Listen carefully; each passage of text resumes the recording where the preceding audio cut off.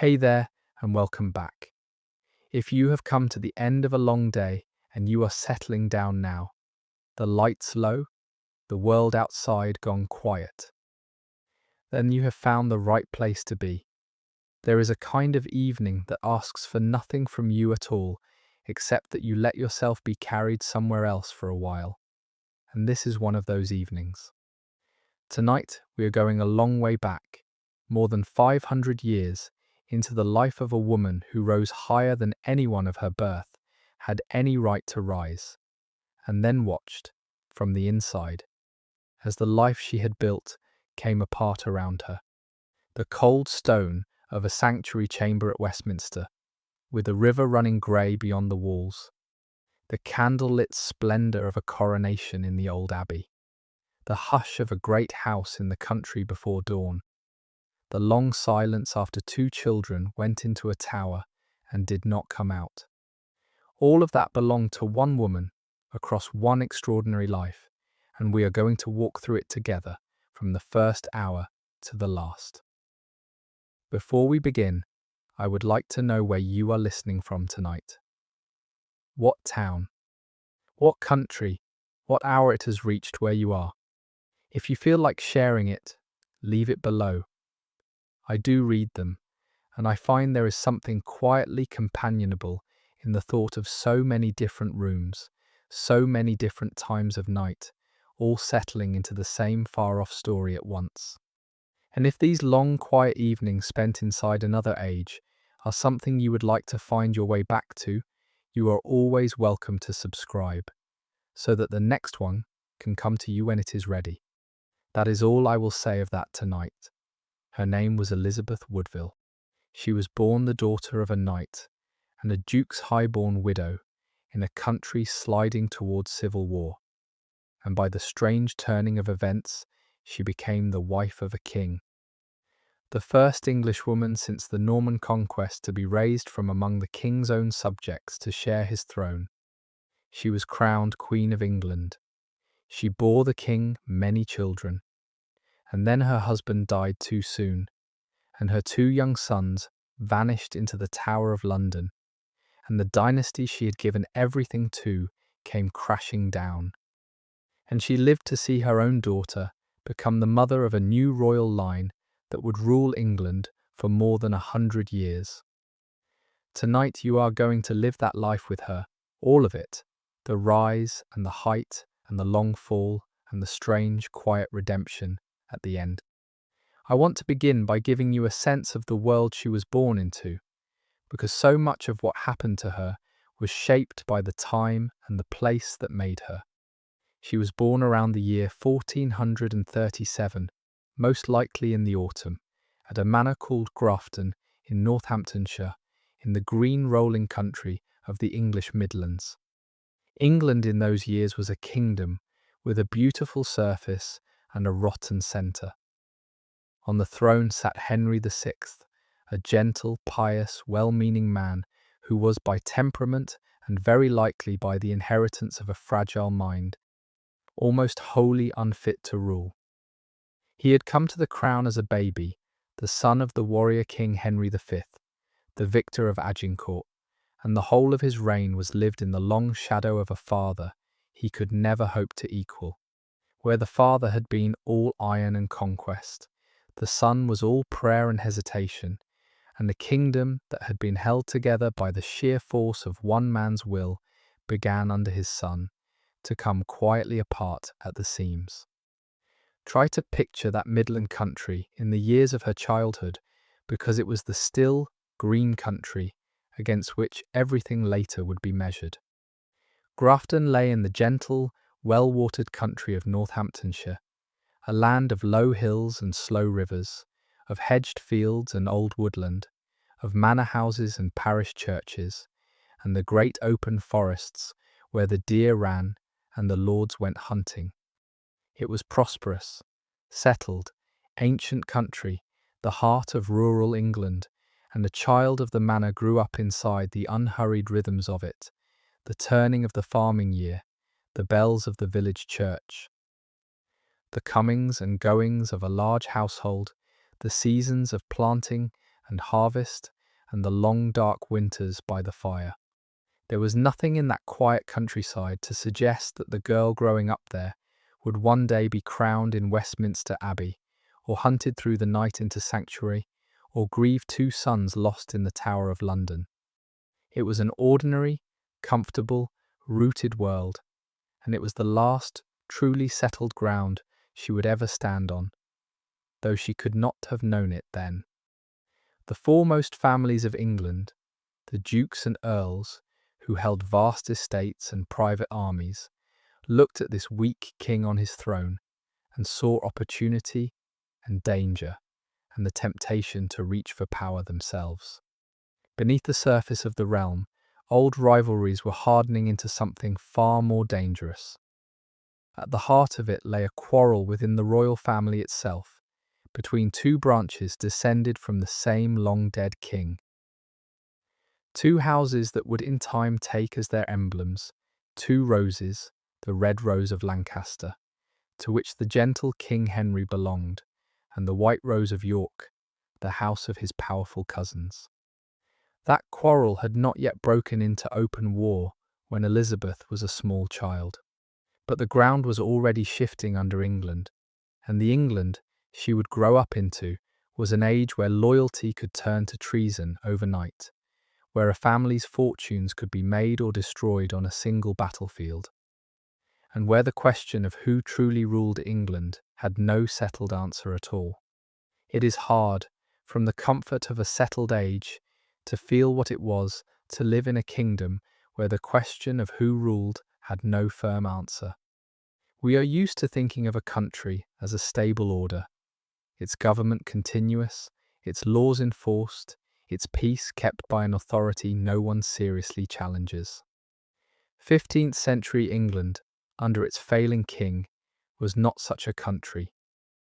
Royal justice grew weak and partial. Great men settled their quarrels by force and intimidation, gathering armies of liveried retainers, bending the courts, terrorizing their neighbours.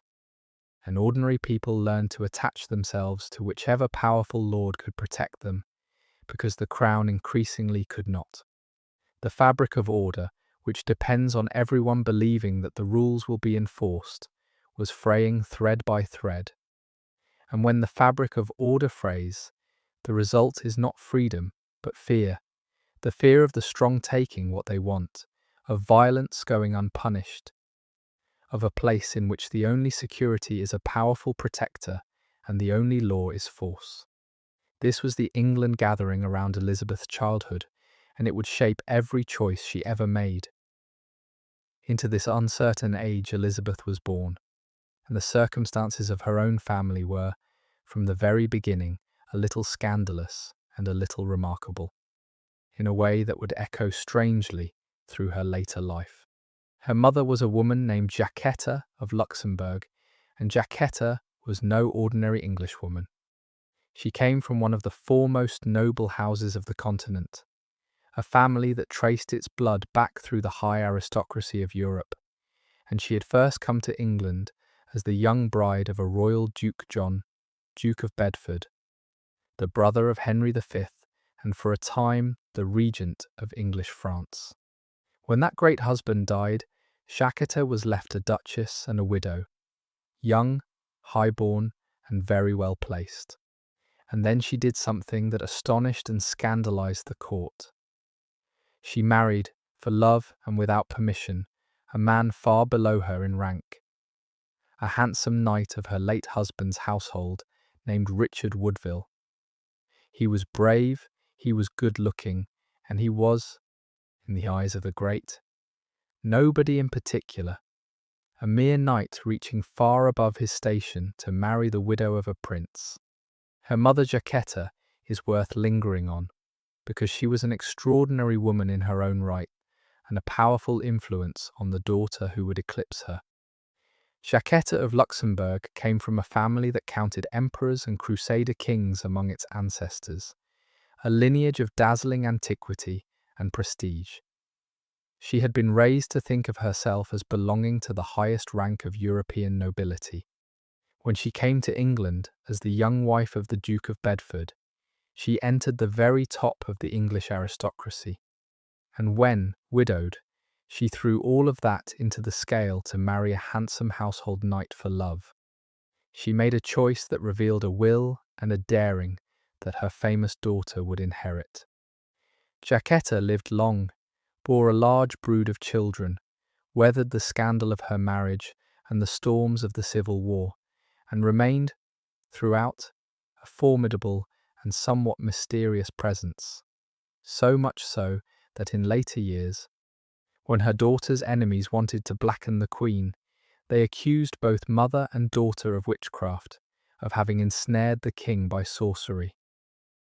It was nonsense, the usual slander flung at powerful women, but it is a backhanded tribute to the force the two of them projected. Elizabeth was her mother's daughter in every way that mattered, high-blooded and ambitious, beautiful and willful, capable of reaching across the lines of rank for what she wanted and surviving the consequences. The marriage caused an uproar. The pair were fined heavily for marrying without the king's license, and the match was talked about for years as a piece of reckless folly, a high-born lady throwing herself away on a household knight. And yet it endured, and it prospered. Richard Woodville rose steadily in royal service. In time he would be made a baron, Lord Rivers, and rise higher still. Jacquetta bore him many children, of whom Elizabeth was the eldest. So the girl, who would one day scandalize England by marrying a king far above her own station, was herself the child of a marriage that had scandalized England by joining a duchess to a knight far below hers. The pattern was there from the start, written into her own blood, a family that married for love and ambition across the lines of rank that were supposed to hold people in their place, and that paid the price in resentment and rose anyway. Elizabeth grew up inside that story, the eldest daughter of a beautiful, clever, high-born mother and a charming, ambitious, lower-born father, in a country where the old certainties were beginning to dissolve, and she carried the lesson of it, perhaps without knowing she carried it, into everything that came after. Grow up inside such a household, and you absorb its lessons in your bones. Elizabeth was the eldest of more than a dozen children, the firstborn of that famous, scandalous, enduring marriage, and she grew up in a house where her mother's high blood and her father's hard-won rise sat side by side at the same table. From her mother, she would have learned what it meant to carry the bearing of the great continental nobility, the manners and the consciousness of rank that no amount of English muttering could take away. From her father, she would have learned what it meant to climb, to serve, to win advancement by ability and charm and the careful cultivation of the powerful. And from the marriage itself, she would have absorbed the deepest lesson of all, that the rules of rank, which were supposed to be fixed and unbreakable, could in fact be broken by people bold enough to want something badly and clever enough to survive the consequences. Her parents had reached across the wide divide of station and made it hold. It is no small matter that their daughter would one day do the same, on an even grander and more dangerous scale, and survive that too.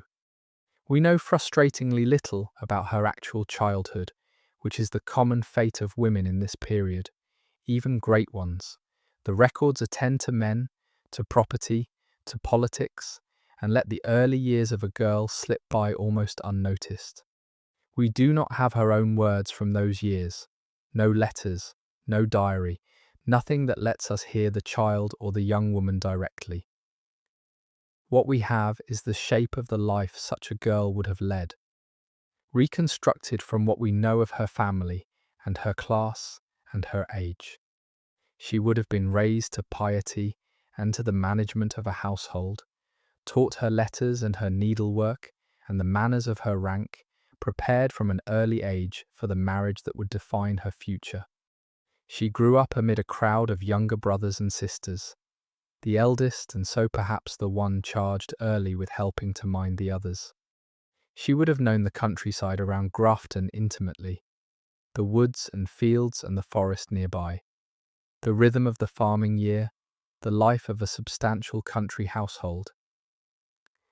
It is not much to go on, and the girl herself remains mostly hidden from us. But it is the ground from which the woman grew, and everything that came later was rooted somehow in those unrecorded early years in the green Midland country. To understand the life Elizabeth would live, you have to understand the war that shaped every turn of it, the long dynastic struggle that later ages would call the Wars of the Roses. It is worth pausing to lay out what the quarrel was actually about, because it ran underneath everything that happened to her. At its root, it was a fight within one family over who had the better right to the throne of England. Generations earlier, a king named Edward III had fathered a large brood of sons, and from those sons descended a tangle of competing lines, each with its own claim, its own grievances, its own great estates and armies of retainers. The House of Lancaster, descended from one of those sons, held the crown through 3 generations, ending in the gentle and broken Henry VI. The House of York, descended from other sons of the same prolific king, could argue and increasingly did argue that their bloodline gave them the stronger claim, and that the crown had been taken from them generations before by an usurpation that ought now to be undone. For a long time, the rivalry simmered without boiling over. But under a king as weak as Henry VI, the pressure built and built. The king suffered spells of complete mental collapse, during which he could not recognize his own wife or son and could not govern at all. Around his empty authority, the leading men of the realm circled and schemed. His queen, a fierce and determined Frenchwoman named Margaret of Anjou, fought ferociously to protect the rights of her husband and her young son against the ambitions of the Duke of York, who had himself been made protector of the realm during the king's madness, and who came to believe, with reason, that the crown was rightfully his. What began as a struggle over who should advise and govern in the king's name slid by degrees into a struggle over who should wear the crown at all. And once that line was crossed, once men began to die in battle over it, the quarrel took on a terrible momentum of its own, each killing demanding revenge, each battle breeding the next, until the foremost families of England were locked into a cycle of slaughter that would consume them for 30 years. And it is worth understanding what made this particular war so peculiarly destructive to the people caught in it, because Elizabeth was caught in it from first to last. It was not a war between nations, fought at the borders by armies that went home afterward. It was a war within a single ruling class, fought among cousins and neighbours and former friends, and it had a way of devouring the very families that waged it. A man might fight for one side at one battle and find his sons fighting for the other a decade later. A family might be raised to greatness by one turn of the wheel and annihilated by the next. The losers of a battle were not merely defeated, but often attainted, their lands seized, their heirs disinherited, their leading men executed, and so each reversal created a new generation of the embittered and dispossessed, hungry for the chance to win it all back, which kept the war feeding on itself for 30 years. There was no safe ground, no neutrality that lasted, no way for a great family to simply sit it out. To be near the throne in those decades was to be perpetually at risk of everything. And Elizabeth, by marrying the king, placed herself and her family at the very centre of the danger. There is also the simple, grinding human cost of it to remember, the part that does not appear in the lists of battles and the genealogies of claimants. Behind every great clash of armies were fields trampled and burned, towns plundered, harvests lost. the ordinary economy of a region wrecked by the passage of soldiers. Behind every noble executed were retainers and servants and tenants whose lives were upended by the fall of their lord. Men were pulled from their farms and villages to fight and die in quarrels they had no part in making. Widows and orphans were left across the country.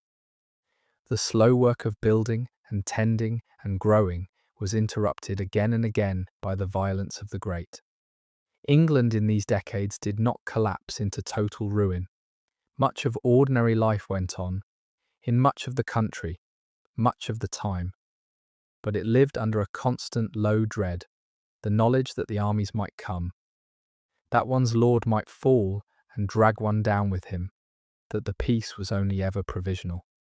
This was the air Elizabeth breathed her whole life, and it is the air the whole country breathed. A kingdom that could not quite trust its own peace, perpetually braced for the next turn of the wheel. This was the war that would make Elizabeth a widow, and then a queen, and then a grieving mother, and then the ancestress of kings. She was a child when it began in earnest, in the middle of the 1450s, with the first clashes of arms between the partisans of Lancaster and York. She would be a young woman when it swept her first husband to his death. She would be queen when it drove her into hiding. And she would be an old woman when it finally ended, on the field at Bosworth, in the victory of a man whose claim ran partly through her own daughter. The whole shape of her life was cut by this war. To us, looking back, the Wars of the Roses can seem a remote and confusing tangle of names and battles. To her, it was simply the weather of her entire existence, the force that took her family from her one piece at a time and gave her, in exchange, a crown she could not keep and a grief she could not undo. And it is worth saying that she was, in a sense, a representative figure, as well as an exceptional one, that the wounds the war dealt her. It dealt countless women whose names we will never know. For every queen who lost a husband at a battle, there were thousands of ordinary wives and mothers who lost theirs the same way, on the same fields, in the same brutal hand-to-hand killing. For every great family annihilated by attainder and execution, there were lesser families ruined and scattered by the same merciless logic. The wheel of fortune that lifted Elizabeth so high and cast her so low turned, in smaller arcs, over the whole population of England, taking sons and husbands and livelihoods as it went. Her story is so vivid to us because she stood at the summit, where the records could see her, and because the reversals of her life were so extreme. But behind her, in the shadows of the same war, stood a multitude of women living smaller versions of the same griefs. The waiting for news, the dread of the messenger, the widowhood, and the struggle to protect children in a land turned violent. Elizabeth's life is, among other things, a magnified image of what that long civil war did to the women of England, written large enough, because of her height, for history to read. It helps to fix the broad movement of it in the mind, because the war washed back and forth across her whole life in waves. The first wave broke in the mid-1450s and rose through bloody battles to the triumph of York and the crowning of Edward in 1461. The wave that drowned her first husband and then, unexpectedly, lifted her toward a throne. A second wave rose at the end of the 60s, when Warwick turned and rebelled, drove Edward briefly from the kingdom, and restored the old king for a few months. The wave that killed her father and brother and drove her into sanctuary, before Edward's return swept it away at Barnet and Tewkesbury. Then came the long calm of the 70s and early 80s, the trough between the waves, the settled years. And then the final, devastating wave of the 1480s. Edward's death, Richard's usurpation, the loss of her sons, and at last Bosworth, where the whole long tide finally went out for good. 3 times the war rose and fell across her life. and each rising took something from her, and each falling gave something back, until the last ebb left her, against all expectation, the ancestress of the line that would rule the calm that followed. She did not live through a chapter of the Wars of the Roses. She lived through the whole of them, from the first wave to the last. And it is worth naming the irony that sits at the very heart of her story. What makes it more than a catalogue of triumphs and disasters? The marriage that raised her to the throne was the same marriage that doomed her family, that turned Warwick from ally to enemy, that bred the resentment which would, in the end, give Richard his opening. The love match that was the making of her was also, by a long and twisting chain of consequence, the unmaking of her sons. Had Edward married a foreign princess as he was supposed to, there would have been no Woodville ascendancy to resent. Perhaps no Warwick rebellion, perhaps a more secure succession. But there would also have been no Elizabeth on the throne, no children of hers to inherit, none of the line that runs down to the present day. The same choice that brought her everything's destruction, and out of that destruction, by yet another turn, came the final vindication of her blood upon the throne. Her life is a chain of such ironies, each triumph carrying the seed of a disaster, and each disaster, in the longest view, carrying the seed of a stranger triumph. It is what makes the story so endlessly resonant, not a simple rise or a simple fall, but the tangled, double-edged working of fortune that anyone who has lived long enough will recognize. When she was still very young by the custom of her age, Elizabeth was married. Her first husband was a man named Sir John Grey of Groby, the heir to a barony, a young man of the respectable landed gentry whose family held estates in Leicestershire. It was a suitable match for the eldest daughter of Lord Rivers, not dazzling, but solid and honourable, the kind of marriage arranged between families of comparable standing to bind their interests together. She would have been about 15, perhaps a little older, when she came to Groby as a young wife, to take up the life that was expected of a woman of her rank, the management of a large household, the bearing and raising of children, the quiet, unceasing labour of keeping a gentry estate running. She bore John Grey 2 sons, Thomas and Richard, and by every sign the marriage was an ordinary, decent one, the sort of life thousands of women of her class lived and died inside without ever troubling the pages of history. We should not pass too quickly over what marriage meant for a girl of her time and rank, because it was the central fact of a woman's life and the chief instrument of her family's strategy.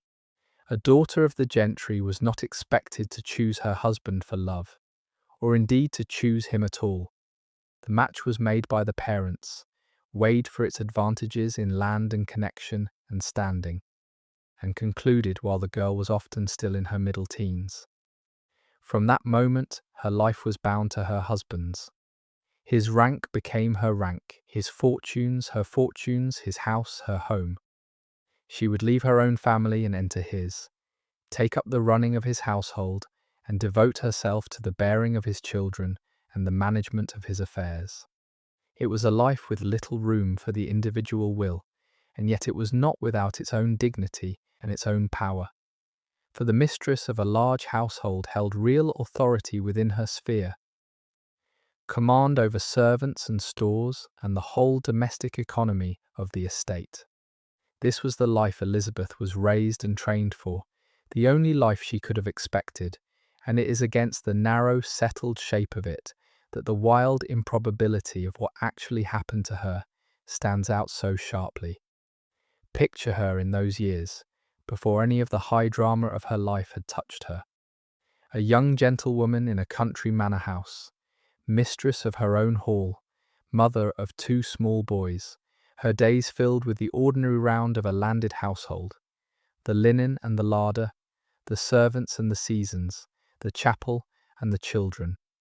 She was, by every account that survives, and by the testimony of everything that later happened, remarkably beautiful, with the fair hair and pale colouring that her age prized above all else, and a composed, watchful intelligence behind it.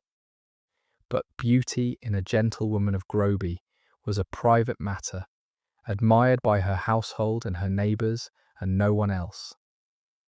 Nothing in those quiet domestic years marked her out for the destiny that was coming. She was simply Lady Grey, a young wife and mother on a Leicestershire estate, living a life that pointed toward nothing more remarkable than a comfortable widowhood and a house full of grandchildren. And then, the war that had been gathering over England came down on her own household and tore that ordinary life to pieces and set her on the road to the throne. The work of such a life was constant and largely invisible, the kind of labour that keeps a household running and leaves almost no trace in the records. She would have risen early, heard Mass in the household chapel, and then turned to the endless business of the day, the ordering of meals for a household that might number dozens, the management of the linen and the plate and the stores laid up against the winter, the supervision of the women who served her, the care of her two small sons, the receiving of neighbours and the keeping of the small courtesies that bound a gentry family into its county. There were the accounts to be watched, the brewing and the baking and the preserving, the cloth to be bought and the garments to be made, the sick of the estate to be visited, the chaplain and the steward and the nurse to be directed. None of it was glamorous, and all of it was necessary, and a competent gentlewoman took quiet pride in doing it well. Elizabeth, by every later sign, was nothing if not competent, controlled, capable, attentive, with a cool head for management and a long memory for both kindness and injury. The skills she honed in the quiet running of Groby would serve her, later, in the running of a queen's great household and in the colder business of survival. The blow fell in the year 1461, on a cold February day, at the Second Battle of St. Albans. By then the war had been raging for several years, and the fortunes of the two sides had swung back and forth across England in a series of bloody encounters. Elizabeth's husband, John Grey, like his family, was a loyal man of Lancaster, and he rode to war under the banner of King Henry and Queen Margaret. At St. Albans the Lancastrians won the day, but victory and defeat in this war were paid for in the same coin, the lives of the men who fought, and John Grey was among the dead.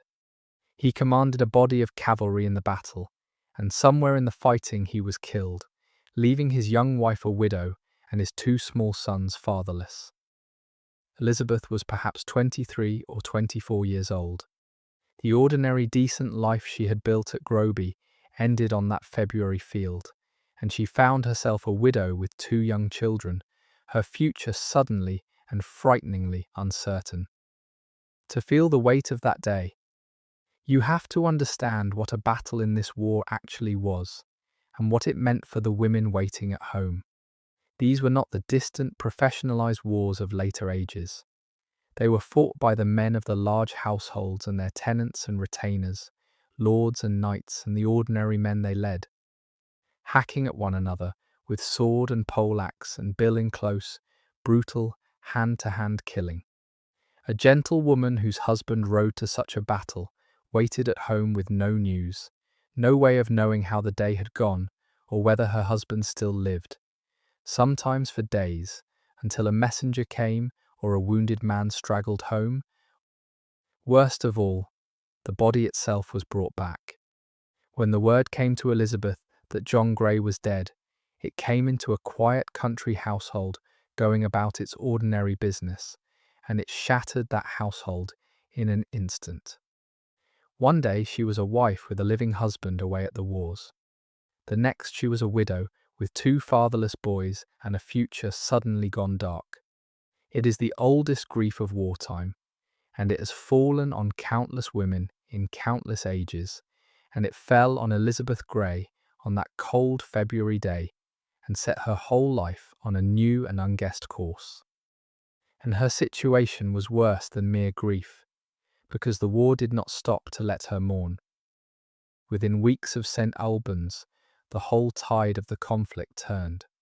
The young Duke of York, not the old Duke who had been killed the previous year, but his son Edward, a tall, golden, charismatic young man of 18, a brilliant and ruthless soldier, marched on London, was proclaimed king as Edward IV, and then crushed the main Lancastrian army at the Battle of Towton, fought in a snowstorm in Yorkshire, the bloodiest battle ever fought on English soil. The House of York had won. Henry VI and his queen fled north and then into exile, and a new king sat on the throne of England. And Elizabeth Grey, the widow of a man who had died fighting for the losing side, was now a Lancastrian widow in a kingdom ruled by the triumphant House of York. Her husband had died for the side that had just been beaten. Her own family had been Lancastrians. The new regime had every reason to regard her and hers with suspicion, and her late husband's lands, on which her son's future depended, were now in dispute, tangled up in the wreckage of a lost cause. Widowhood was a perilous state for a woman of property in that age, and doubly so for a woman on the losing side of a civil war. A widow had certain rights to her dower, the portion of her late husband's lands set aside for her support, but those rights had to be defended, often against grasping relatives or hostile authorities. And a woman without powerful protectors could find herself stripped of what was lawfully hers with little recourse. Elizabeth's position was especially exposed. Her husband's family, the Greys, had their own interests and were not inclined to be generous to a daughter-in-law whose own people were out of favour. The lands that should have supported her sons were entangled and withheld, and the New Yorkist regime had no reason to trouble itself over the grievances of a Lancastrian widow. She was, in short, a woman alone, with children to protect and an inheritance to fight for, in a hostile time that had just taken her husband and might take her livelihood next. Everything she did in the months that followed was driven by that hard necessity. The need to secure her son's future in a world that had turned against her family. The law and custom of the time gave a woman her clearest power precisely at the moments when she had lost a husband. And it is one of the quiet patterns of Elizabeth's life that her widowhoods were the hinges of her fate. As a wife she was, in the eyes of the law, largely subsumed into her husband, her property, her legal identity folded into his own. As a widow she stood, for a time, as a person in her own right, able to hold and defend property, to pursue suits, to make her own decisions in a way a wife could not. It was a precarious freedom, hedged about with dangers and dependent on the goodwill of the powerful. But it was real. Her first widowhood, after John Grey, set her on the road that led to the king. Her second widowhood, after Edward, threw her into the struggle that lost her sons, and then, eventually, into the alliance that restored her blood. Twice in her life the death of a husband stripped her of protection and threw her onto her own resources. And twice what she did with that terrible freedom shaped the history of England. It is a grim kind of empowerment, the freedom that comes only with bereavement and danger. But it was the freedom her age allowed a woman, and Elizabeth used it, both times, with a determination that changed the course of a dynasty.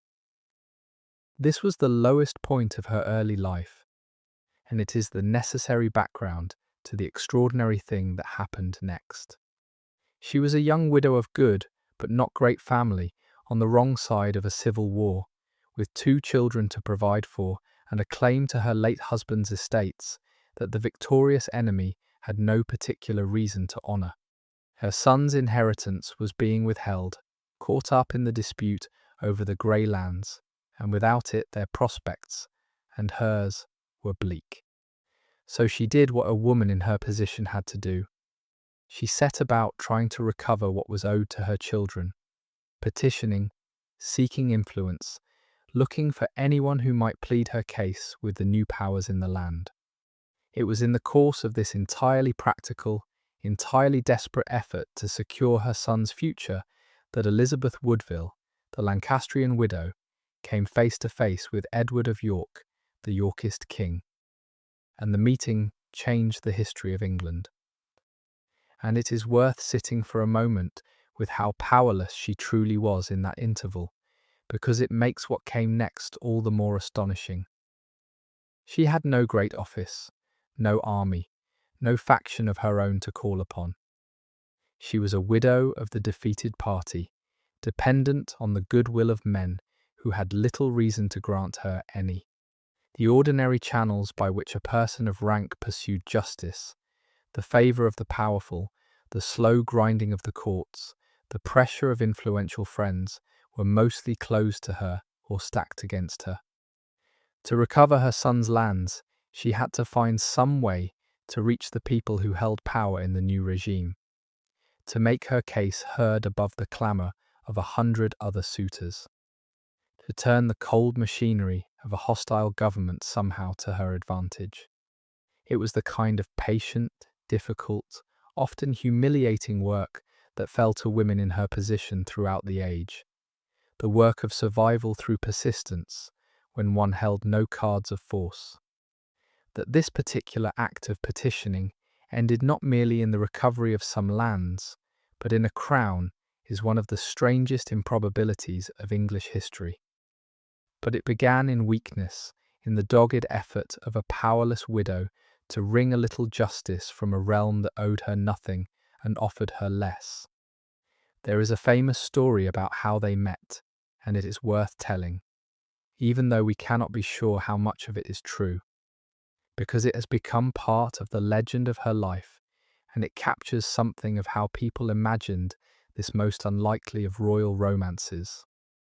The story goes that Elizabeth, determined to petition the king directly for the restoration of her son's lands, waited for him beneath a great oak tree in the forest of Whittlewood, near her family home at Grafton, as he rode out to hunt. When the young king came by, she stepped out with her 2 small boys at her side and made her plea, kneeling before him, a beautiful widow, asking for justice for her fatherless children. And Edward, who was famously susceptible to a beautiful woman, was struck to the heart. The oak tree, where they are said to have met, was remembered for generations afterward as the Queen's Oak, a landmark in the Northamptonshire countryside, the place where a widow's petition turned into a king's desire. Stories like this one gather around famous lives, the way moss gathers on old stone, slowly over generations, until it is hard to tell the original shape underneath. The image of the beautiful widow waiting beneath the oak with her 2 small boys, stepping out to kneel before the passing king. It is almost too perfect, too neatly poised between pathos and romance, to be simple fact. It belongs to the same family of tales as 100 other legends of how the great and the lowly first met and fell in love. And like most such tales, it probably owes as much to the human appetite for a good story as to anything that actually happened in a Northamptonshire forest. And yet legends are not nothing. This one survived and spread because it captured something people felt to be true about the marriage, its improbability, its romance. Its quality of a king reaching down out of his sphere to lift up a woman who had caught his eye. The Queen's Oak became a real landmark, pointed out for generations, because people wanted to believe in the spot where a widow's petition turned into a queen's coronation.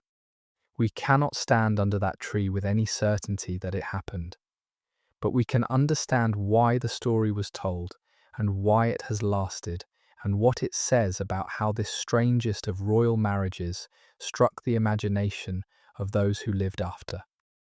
The legend has a particular shape that is worth noticing, because it tells us how people wanted to understand this strange marriage. In the story, Elizabeth is not a schemer or a seductress, but a wronged widow seeking only justice for her fatherless children. A virtuous mother kneeling to a king to beg for what is rightfully her son's. The king falls for her, not because she pursues him, but because her beauty and her virtue strike him as he passes. And she holds out for marriage not from ambition but from honour, refusing to be dishonoured even by a king. Whether or not it happened this way, the story casts her in the most sympathetic possible light, the deserving widow, the honest petitioner, the woman whose virtue is rewarded with a crown. The trouble is that her enemies told a very different story about the same events, that she was a cold, calculating beauty who, with her ambitious mother, set a deliberate snare for a young king and trapped him into a disastrous marriage by withholding herself until he was maddened with desire. The same facts, the same refusal, read two opposite ways, depending on who was telling it. This is the difficulty with Elizabeth all the way through. She comes down to us through the words of people who either idealized her or hated her. And the real woman, the one who actually knelt or did not kneel beneath that oak, is hard to see clearly through the fog of legend and slander. How much of that is history and how much is romance, we cannot say. The oak tree and the kneeling petition may be later embroidery, the kind of story that gathers around a famous love affair after the fact. But the essential facts beneath the legend are real enough. Elizabeth did seek the king's help over her son's lands. The king did notice her, and what he felt when he noticed her was powerful enough to overturn every calculation of policy and prudence that a king was supposed to make about his marriage. Edward IV was young, headstrong, sensual, and used to getting what he wanted. He wanted Elizabeth, and here the story takes the turn that made it scandalous. For Elizabeth, by every account, refused to become his mistress. She would not be the king's passing amusement, however dangerous it was, to refuse a king. If he wanted her, the story goes, he could have her only as his wife. And to the astonishment of everyone who later learned of it, the King of England agreed. What we can say is something about the man she had caught, because his character explains much of what followed. Edward IV was, by the testimony of everyone who saw him, one of the most physically magnificent men of his age. Very tall, well over 6 feet, broad and powerful and strikingly handsome, with an easy charm and an appetite for pleasure that would in time run to excess. He was brave to the point of recklessness in battle, a gifted soldier who had never lost a field, and he was famously, relentlessly drawn to women, a king whose amorous adventures were the talk of his court. A man like that, young and victorious, and used to taking what he wanted, accustomed to women yielding to him, met in Elizabeth something he had not met before, a beautiful woman who would not yield. Whether by genuine principle or by shrewd calculation or by some mixture of the two, she refused to be his mistress, and that refusal, so the story goes, only inflamed him further until the one way left to have her was to marry her. There is no way now to untangle how much was love and how much was strategy on either side. But the outcome is plain. The king, who could have had almost any woman in Europe, set his whole reign at risk to marry this particular widow. And he did it because she would not be had any other way. And we should say something too about what she brought to the match beyond her beauty, because the chroniclers, fixed on her looks, tend to flatten her into a face. She was by every later sign intelligent, composed, and strong-willed, with a gift for self-command that would carry her through ordeals that might have broken a softer spirit. She had been raised in a household that united high blood with hard-headed ambition, and she had absorbed both the bearing of her mother's great lineage and the climbing instinct of her father's rise. She had already run a gentry household and managed widowhood and pressed her own suit for her son's lands in a hostile world. She was no sheltered innocent, but a capable woman who had been tested by the world and had not failed. Whatever drew Edward to her at first, and it was surely in part her famous beauty, what he married was a woman of real substance, who would prove a competent queen, a fierce mother, and an enemy not to be underestimated. Her looks opened the story, because they opened the king's eyes. But it was the character behind them, the intelligence and the steel, that carried her through everything the looks set in motion. And that makes her, across 5 centuries, so much more than the beautiful face the legend remembers. The marriage took place in secret, in the spring of 1464, traditionally said to have been on the 1st of May, at her family's manor at Grafton. There was no grand ceremony, no assembly of lords, no announcement to the realm. There was only a small, quiet, almost furtive wedding, with a handful of witnesses. The king slipping away from his court to marry a woman he could not lawfully be persuaded to marry in the open. Think of the strangeness of it. The King of England, the head of the victorious House of York, the most eligible bridegroom in Europe, marrying in secret a Lancastrian widow with 2 children and no great fortune in a country manor, with her mother among the few who knew. It was an act of pure will and pure desire, a young king doing exactly as he wished, in defiance of everything his position demanded, and then keeping it hidden because he knew perfectly well the storm that the truth would bring. We do not know exactly what passed between them in the months of secrecy, and that gap in the record is itself part of the fascination. For most of a year, the King of England carried within him a secret that, if revealed, would shake his realm, that he was already married, and married to a woman his council would never have approved. He went about the business of kingship, sat in council, let his chief lords plan his future, all the while concealing the thing that made their plans impossible. We do not know whether he visited her secretly at Grafton, whether messages passed between them, whether Elizabeth waited in the country as a secret queen, wondering when and whether her husband would acknowledge her, or whether he might think better of the whole reckless business and leave her quietly married to a king who would never own her. We cannot know. The months of concealment are a blank, and into that blank we can read whatever we like. A passionate young king savouring his secret, or a nervous one putting off the reckoning, or a couple snatching what private happiness they could before the storm. What we know is only the shape of it, a marriage hidden for the better part of a year, and then, when it could be hidden no longer, revealed to a thunderstruck realm. Whatever those secret months held, they ended in the open scandal that set the rest of her life in motion. For a king's marriage was never a private matter. It was the single most important diplomatic act a monarch could perform. A piece of statecraft to be negotiated and weighed and used to bind alliances and secure the realm.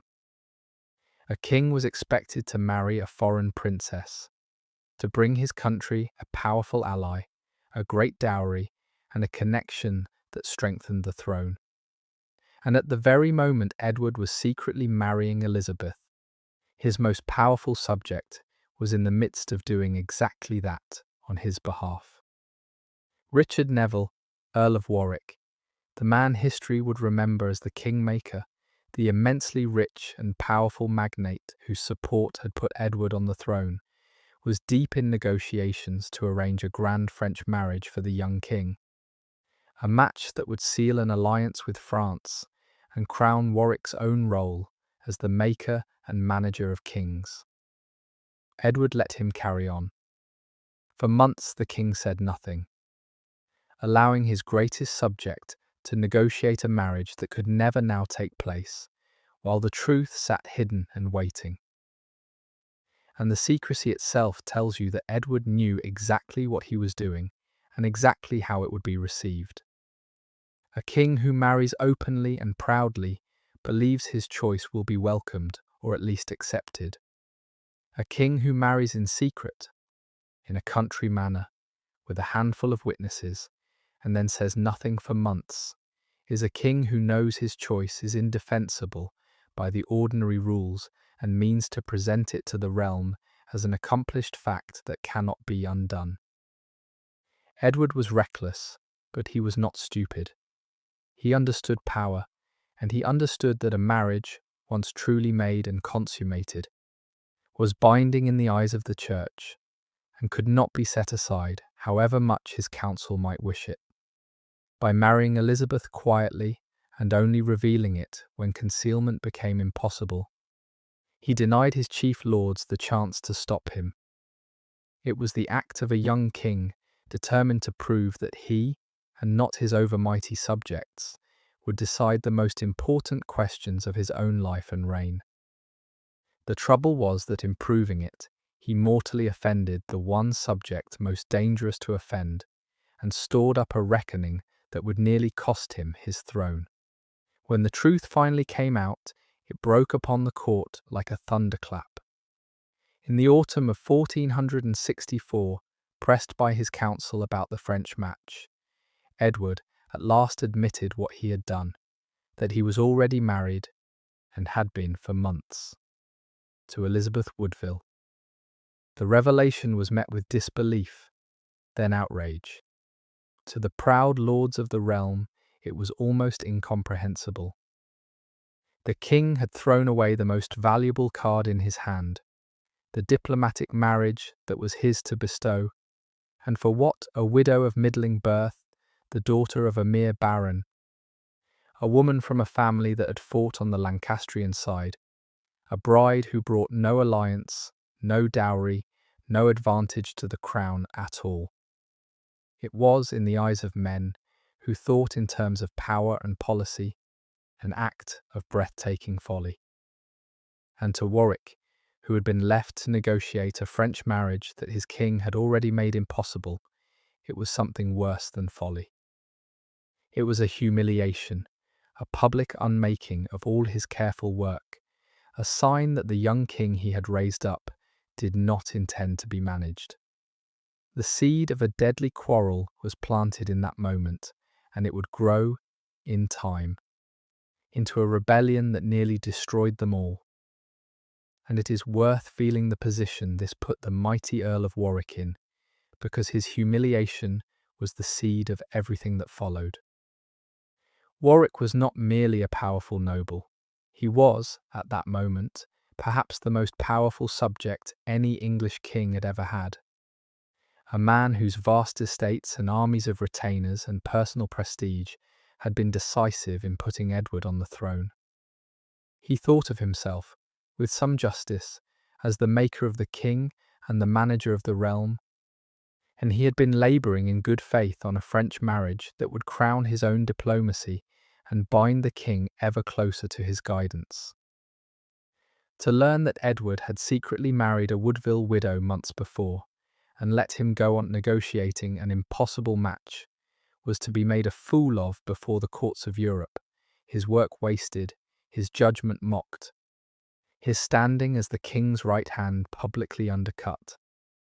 For a man of Warwick's pride and power, it was an injury that could not be forgiven or forgotten, and from that injury grew, by slow degrees, the resentment that turned the kingmaker against the king he had made, and drove him at last into rebellion and into the arms of his old enemies. The secret marriage in the country manor, the love match that had seemed Edward's private business, set in motion the chain of events that nearly destroyed the dynasty. There is a grim symmetry in what became of him, when you set it beside what he did. The man who had been humiliated by the secret marriage, who nursed his grievance into rebellion, who turned at last against the king he had made, and joined hands with his old enemies to pull Edward down. But that same man died in the fog at Barnet, cut down in the ruin of the very rebellion his wounded pride had set in motion. The greatest subject in England, the maker of kings, ended as a corpse on a foggy field, his vast power scattered, his cause destroyed, his life thrown away in a quarrel that had begun, at bottom, with a marriage he could not forgive. And Elizabeth, the woman whose elevation had so offended him, outlived him by more than 20 years and became, in the end, the ancestress of kings, while Warwick left no such line behind him. It is not that she defeated him. Others did the fighting and the dying, but that the wheel which he had tried to turn against her turned, in the longest run, against him and in her favour. The marriage that ruined his French alliance and his pride helped, in the end, to ruin him, and the upstart queen he despised long outlasted the kingmaker in the memory of the world. But for now, Edward was king, and his will, however reckless, was law. Having married Elizabeth in secret and acknowledged her at last, he now set about making her a queen in the fullest and most public way, as if to silence the muttering of the court by sheer magnificence. In the spring of 1465, Elizabeth Woodville was crowned Queen of England in a ceremony of dazzling splendour at Westminster Abbey. It was a deliberate statement. The woman the Lords had sneered at as a low-born widow was to be hallowed and crowned with every solemn rite the Church and the monarchy could command.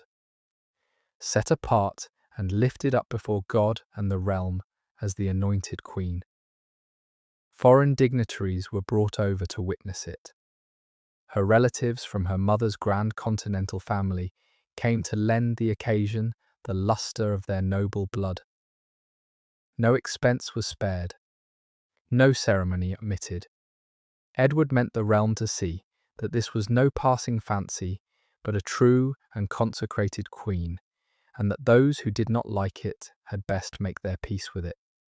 And there is a kind of defiance in the sheer scale of the coronation that tells us something about Edward, and perhaps about Elizabeth too.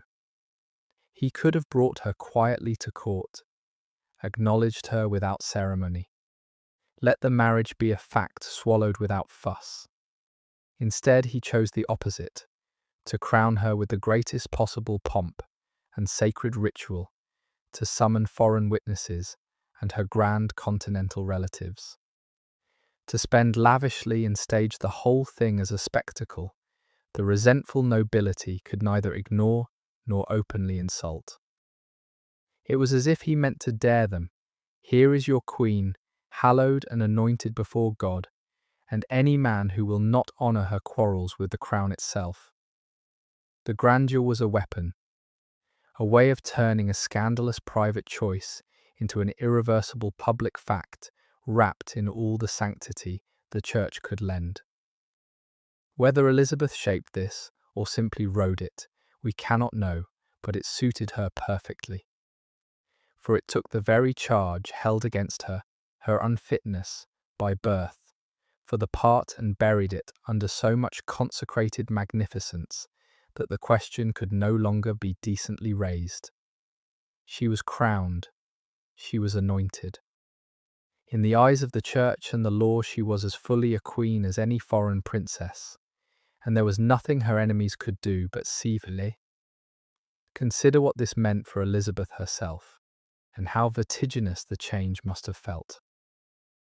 A few years before, she had been a widow on a Leicestershire estate, petitioning for her son's lands, her future clouded and small.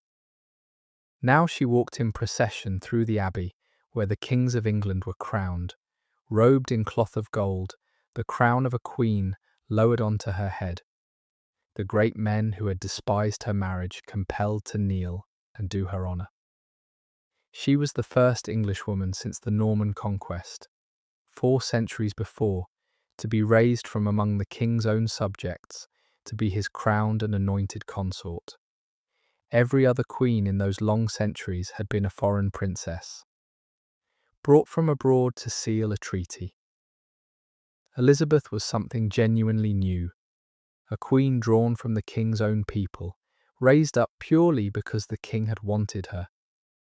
It was an astonishing elevation, and it set her apart and it made her, in the eyes of the old nobility, an upstart who had risen impossibly far above her proper place.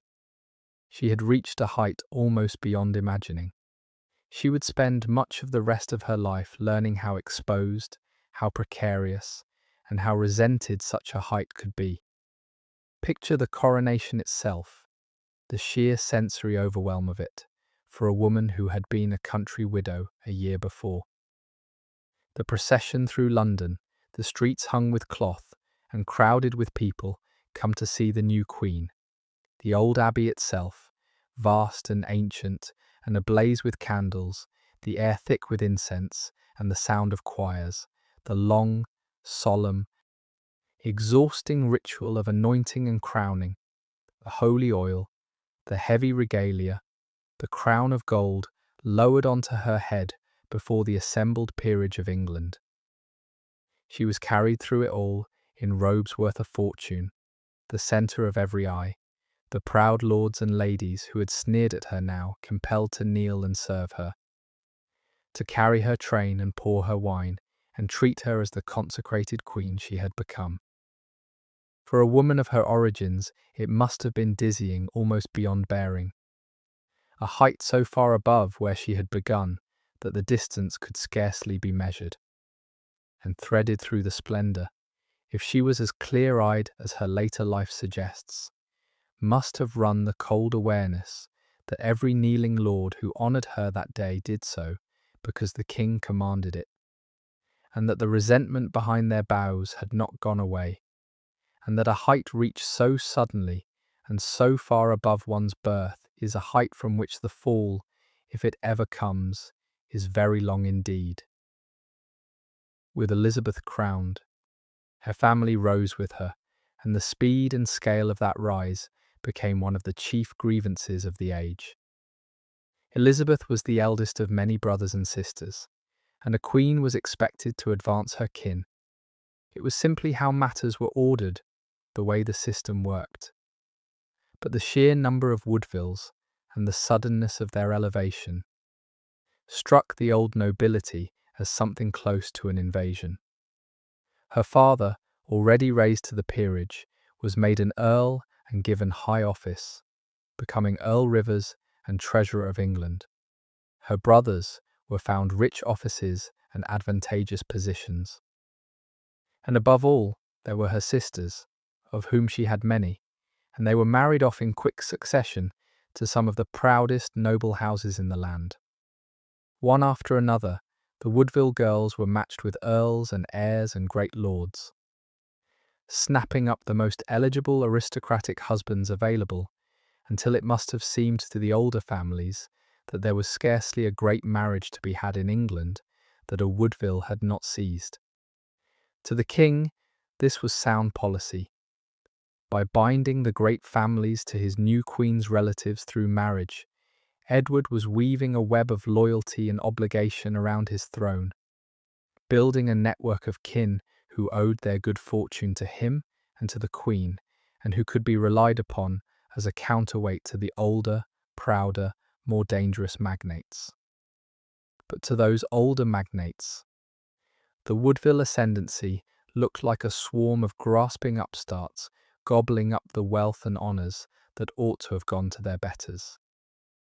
The resentment was deep, and it was personal, and it gathered, more than anywhere else, around the towering figure of the Earl of Warwick. Warwick had made Edward king. He had expected, in return, to be the power behind the throne, the chief minister whose hand guided the realm.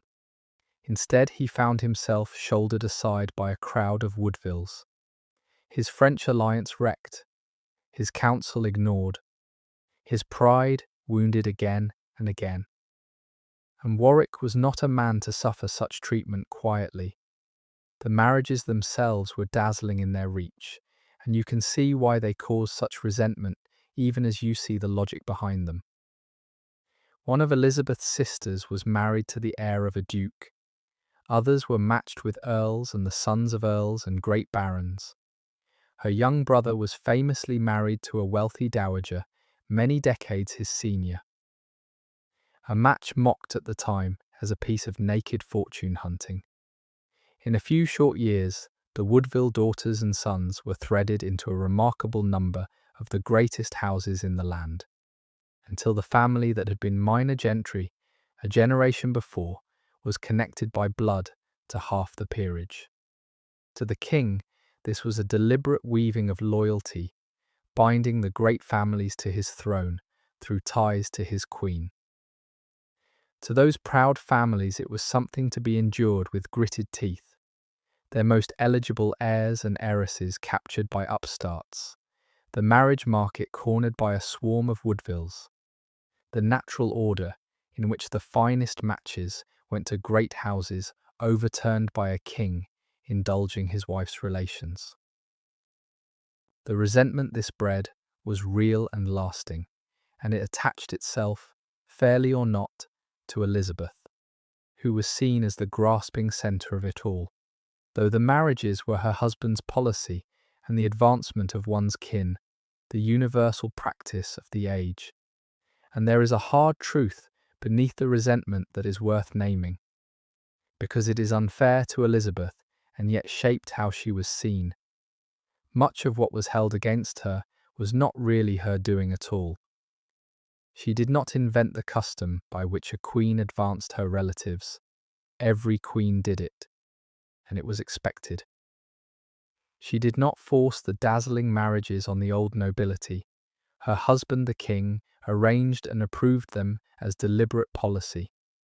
She did not take Warwick's place as the king's chief counsellor.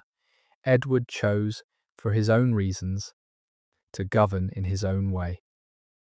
Yet, because she was the visible centre of the Woodville rise, because it was her family and her elevation that the resentment gathered around, she became the lightning rod for a hostility that was really aimed at the king's whole way of ruling. It is an old pattern, the powerful woman blamed for the choices of the men around her, made the scapegoat for grievances she did not create. Elizabeth would be blamed in her own time, and long after, as a grasping, scheming, low-born upstart who had bewitched a king and overrun his court with her greedy relations. Yet the reality was a woman placed by the king at the centre of his policy and left to absorb the hatred that policy provoked. It is one of the recurring injustices of the way her story has been told that her agency was acknowledged only when it could be blamed, when matters went wrong. Warwick's anger, the nobility's resentment, the instability of the reign Elizabeth was given full credit as the scheming author of the trouble, the ambitious woman pulling the strings. When events were simply the ordinary working of power, or the king's own choices, or the universal custom of the age, she was somehow still the one at fault for being at the centre of them. A powerful woman in such a position cannot win the argument. Her successes are attributed to the men around her or to her wiles, and her misfortunes are attributed to her own grasping nature. The same advancement of relatives that was statesmanship in a king became greed in his queen. The same survival instinct that was prudence in a lord became scheming in a woman. Elizabeth has carried for 5 centuries a reputation shaped largely by men who found a powerful woman threatening and reached for the oldest explanations to hand. Seeing past that, to the actual woman, capable, beleaguered, doing her best in an impossible position, takes a deliberate effort against the grain of how the story was first told. But it is worth making, because the real woman is far more interesting and far more sympathetic than the caricature, though quarrel between the king and his greatest subject deepened year by year. And Elizabeth and her family were at the heart of it. Warwick came to hate the Woodvilles with a passion that went beyond mere policy. They had cost him his French marriage and his place as the king's chief counsellor. They had taken, as he saw it, what was rightfully his. As the years passed and Edward continued to rule in his own way, leaning on his wife's relatives and slipping ever further from Warwick's control. The mighty Earl began to turn his mind toward more drastic remedies. If he could not manage the king he had made, perhaps he could make another. He began to draw toward him the king's own younger brother, George, Duke of Clarence, a charming, unstable, ambitious young man who could be tempted with the prospect of a crown. And he began, slowly, to lay the groundwork for rebellion. The marriage that had begun as a love match in a country manor was now, through no fault of Elizabeth's, beyond having been loved by a king, at the centre of a gathering storm that would soon break over England in blood. It broke in the year 1469. Warwick, having secretly married his daughter to the Duke of Clarence in defiance of the king, raised rebellion in the north, and in the confused fighting that followed, the rebels got the upper hand and the king himself briefly fell into Warwick's power. And it was now that the storm reached directly into Elizabeth's own family, with savage results. Among the rebels' first targets were the Woodvilles, the hated upstarts who had displaced Warwick from the king's favour. Elizabeth's father, Earl Rivers, and one of her brothers, John Woodville, were seized by Warwick's faction and put to death, executed not after any real trial, but as an act of factional vengeance, a settling of scores against the family that had climbed so high so fast. For Elizabeth, the rebellion was not an abstract matter of high politics. It was the murder of her father and her brother by the most powerful man in England. The resentment that had gathered around her family's rise had now turned lethal, and it had begun to kill the people she loved. For Elizabeth, the killing of her father and brother was a wound that went beyond grief into something colder and more lasting. These were not soldiers fallen in honest battle, as her first husband had been. They were her own family, seized and put to death as an act of naked factional revenge, killed because they bore her name and had risen through her marriage. Her father, Richard Woodville, the handsome knight who had dared to marry a duchess and had spent a lifetime climbing into the front rank of the realm, ended on a block at the order of the man who resented that climb. Her brother John died with him. There was no real charge, no real trial, only the swift brutality of the powerful settling scores. A woman does not forget such a wound, and Elizabeth did not forget it. The lesson written into her by those killings was the same lesson the whole age kept teaching, the lesson she would have cause to learn again and again, that height was no protection, that the favour of a king could not shield her family from the hatred of his enemies, and that in this war the losing side paid in blood. She had risen to be queen. It had not saved her father. It would not, in the end, save her sons. These were dark and frightening years, and they showed Elizabeth, for the first time, how brutally fortune could turn. Her husband's hold on the throne, which had seemed so absolute, was suddenly revealed to be fragile. Her family, raised so high, could be cut down without warning, and she herself, the crowned Queen of England, could do nothing to protect her own father and brother from a rival's axe. For a time, Edward managed to recover his footing, freeing himself from Warwick's grip and patching up an uneasy, insincere peace. But the breach could not truly be healed. Warwick and Clarence had gone too far to turn back, and they soon fled abroad to plot a greater rebellion. And there, in exile, the Kingmaker did the most astonishing stroke of his astonishing career. He made his peace with his old enemies, the exiled Lancastrians, with Margaret of Anjou herself, the queen whose husband he had helped to dethrone. The man who had made Edward king now bent all his enormous power to pulling him down and putting the old, broken Henry VI back on the throne.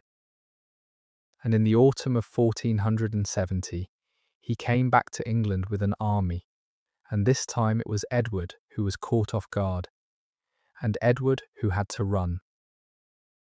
There is an image that catches the strangeness of these reversals, the way the wheel of fortune in this war could carry a person from the heights to the depths and back again within a single year. Warwick, the maker of kings, who had set Edward on the throne and then turned to pull him down, and who now joined hands with the very Lancastrian queen he had spent years fighting. There is no surer sign of how the war had dissolved all loyalty into pure calculation than the spectacle of the kingmaker kneeling to Margaret of Anjou, his old mortal enemy. To seal their alliance against the king he had made, men changed sides as advantage dictated. Yesterday's ally was today's executioner and tomorrow's victim. The solemn oaths of loyalty meant exactly as much as the strength behind them and no more. For Elizabeth, watching her husband's throne shake and her family bleed, the lesson was that nothing was secure, that the ground could open at any moment, that the only people she could finally trust were her own children and her own wits. It was a hard education in the impermanence of everything, and she was learning it young. And she would need it when Warwick's invasion swept through England in the autumn of 1470. Edward was forced to make a desperate choice. Caught without enough strength to fight, abandoned by men he had trusted, he fled, taking ship across the North Sea to the Low Countries, to throw himself on the mercy of his foreign allies and gather what help he could to win his kingdom back. But he could not take his family with him into that hurried, dangerous exile. Elizabeth was left behind in London, heavily pregnant, with her young daughters, as her husband's enemies closed in, and the old Lancastrian king was pulled out of the tower and set back on the throne he had lost. Overnight, the Queen of England became a hunted woman. The regime that had just collapsed was her husband's. The regime now rising was the one that had killed her father and brother. London was no longer safe for her, and so she did the only thing she could do to save herself and her children. She sought sanctuary. It is worth pausing on. The cruelty of the timing. For Elizabeth was heavily pregnant when her husband fled. She was carrying the child they had both longed for, the possible son and heir, at the very moment her whole footing collapsed around her. A woman in the last weeks before a birth is at her most vulnerable, least able to travel hard or far, most in need of safety and rest and care, and it was precisely then that the regime protecting her fell. Her husband ran for the coast, and she had to gather her daughters and flee into hiding. There was no question of going with Edward. A heavily pregnant woman could not be dragged aboard a ship into the dangers of a hurried sea crossing and an uncertain exile. She had to stay, and staying meant facing the triumphant enemies of her house alone. In her condition, with small children depending on her, the choice to seek sanctuary was not really a choice at all, but the only path to survival, and she took it heavy with child, trading the comfort that should have surrounded her lying in for the bare refuge of the Abbey precincts. That her son was born safely at all, in such circumstances, was something close to a mercy. The right of sanctuary was one of the strange and powerful customs of the medieval church. A person who took refuge in certain holy places could not lawfully be dragged out or harmed. The church's protection covered them, and even kings violated it only at the risk of terrible scandal and the wrath of God. Elizabeth fled to the sanctuary at Westminster, hard by the Abbey, and there she shut herself up with her daughters and her mother. A fugitive queen, taking shelter under the protection of the church, while her husband's enemies ruled the land outside. Picture the change in her fortunes. A few weeks before, she had been the crowned queen, mistress of palaces, surrounded by every luxury and honour. Now she was crowded into the sanctuary precincts at Westminster, in cramped and humble lodgings, stripped of her state, dependent on the charity of those who dared to help her, not knowing whether her husband was alive or dead, whether he would ever return, or whether she and her children would end their days as prisoners or worse. It was a fall as steep and sudden as her rise had been. Imagine the night of that first flight, the Queen of England slipping out of a palace in the dark, heavily pregnant, her young daughters gathered around her, her mother at her side, abandoning the comfort and state of royalty for the cramped uncertainty of a refuge. There would have been no time to gather much, no grand removal, only the urgent, frightened business of getting to safety before her husband's enemies could lay hands on her. The sanctuary at Westminster was a cluster of buildings within the Abbey precincts, and there she settled into whatever lodging could be found, a high lady reduced to a fugitive, waiting in the half-light for news that might not come. She was carrying a child, the king's child, perhaps the heir to the throne, and she would have to bear it here, in hiding, without the attendance of physicians and noble ladies that a royal birth demanded, dependent on the charity of the monks and the loyalty of the few who stayed with her. It is a measure of how far and how fast she had fallen that the Queen of England gave birth to the heir of England as a hunted refugee living on the kindness of an abbey, while an usurper sat on her husband's throne, and her husband himself was a fugitive across the sea, his return and even his survival entirely uncertain. And there is a strange thread of continuity in it that she may have drawn some bitter strength from. This was the same kind of refuge her family could always reach for. The protection of the church, standing between the powerless and the violent. The right of sanctuary was one of the few real checks in that age on the naked power of the strong. A church that could offer even a queen no army could at least offer her walls that armed men dared not cross. A space of safety guaranteed not by force, but by the fear of God and the scandal of violation. For all the worldliness of the medieval church, this was something it genuinely provided, a refuge of last resort for the hunted, a place where even kings hesitated. Elizabeth used it twice in her life, and both times it did what it was meant to do, sheltering her body when nothing else could. It could not give her back her power or her sons or her murdered kin, but it kept her alive, and it kept her children with her when they might otherwise have been seized, and in an age with so few protections for the weak, that was not nothing. The cold floor of the sanctuary was a humiliation. It was also, twice over, her salvation. And it was here, in the cold and uncertain shelter of the sanctuary, in the depth of her husband's exile, that Elizabeth gave birth to her first son. In November of 1470, in the sanctuary at Westminster, with none of the splendour that should attend the birth of a king's heir, she bore a boy and named him Edward, after his absent father. The future heir to the throne of England came into the world not in a palace, but in a sanctuary, the son of a fugitive mother and an exiled king. His birth attended not by the noble ladies of the realm, but by a kindly midwife and the charity of the abbey. There is something almost unbearably poignant in it. This child, born in such reduced and frightening circumstances, was the boy who would one day be proclaimed King Edward V, and who would one day vanish into the Tower of London and never be seen again. But all of that lay in the unknowable future. For now, he was simply a baby born in sanctuary, a fragile new life in the middle of his family's catastrophe, and his mother held him in the dim light of those humble rooms and waited to learn whether her husband would come back to save them. The contrast with what a royal birth was supposed to be could not have been sharper, and she would have felt every degree of it.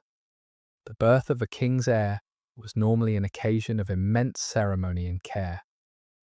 The Queen would withdraw to a richly appointed chamber, attended by physicians and noble ladies, surrounded by every comfort and precaution, the whole apparatus of the realm holding its breath for the safe arrival of the dynasty's future.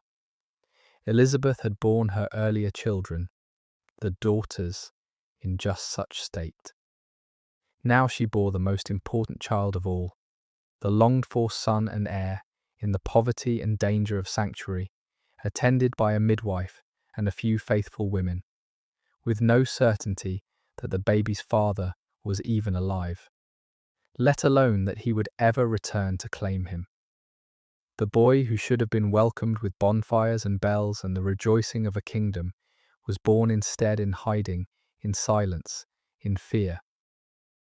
And yet she came through it, and the child lived, and she held in her arms in that dim sanctuary the son she and Edward had wanted for so long, a son whose birth, in any other circumstances, would have been the crowning triumph of her life, and who came instead as a fugitive's child in the darkest hour her fortunes had yet known.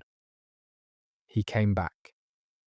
In the spring of 1471, Edward returned to England with a small force, landed in the north, gathered men as he marched south, and in a few short, brilliant, brutal weeks, he destroyed his enemies utterly. At the Battle of Barnet, fought in thick fog on Easter morning, he defeated and killed the mighty Earl of Warwick himself, the kingmaker, the man who had raised him up and then tried to pull him down, cut down in the confusion of a foggy field. And then, weeks later, at the Battle of Tewkesbury, he crushed the last Lancastrian army, the one gathered around Margaret of Anjou and her son, the young Prince of Wales. The prince was killed. Margaret was captured, and shortly afterward, the old, broken King Henry VI died in the Tower of London, almost certainly murdered now that there was no longer any reason to keep him alive. The House of Lancaster, as a fighting force, was finished. Edward had won back his throne in a single lightning campaign, and this time there was no great rival left to challenge him. And in the depth of that winter and early spring, before the news of his landing came, Elizabeth could not have known any of it would happen. She sat in the sanctuary through the dark months, with her newborn son and her daughters. The old broken king restored to a throne just across the way at Westminster, her husband a fugitive in a foreign land whose welcome was far from certain. For all she knew, Edward might never come back at all, might die in exile, might fail to raise an army, might be quietly killed, or simply forgotten by the allies he depended on. Every day in the refuge was a day of not knowing, of waiting for word that might bring deliverance or might bring the news of her husband's death and her own final ruin. It is one matter to read the story, knowing how it turned out, knowing that Edward would return and win and set everything right. It was another entirely to live those months inside the sanctuary with no knowledge of the ending, holding a baby born into catastrophe, dependent on the courage of a husband who had run, with the whole weight of the unknown pressing down. That she held steady through it, kept her children safe, and waited, is its own kind of quiet heroism. The campaign by which he won it back was one of the most remarkable feats of arms of the whole age. And it is worth dwelling on for a moment, because Elizabeth's deliverance hung entirely upon it. Edward landed in the north of England in the spring of 1471 with only a small force, claiming at first merely to want his dukedom back rather than the crown, a careful fiction to gather support without alarming the country. As he marched south, his strength grew, men flocking to the returning king, and by the time he neared London, he was strong enough to throw off the pretense and claim his throne outright. London opened its gates to him, and then, in a matter of weeks, he fought the two battles that destroyed his enemies utterly.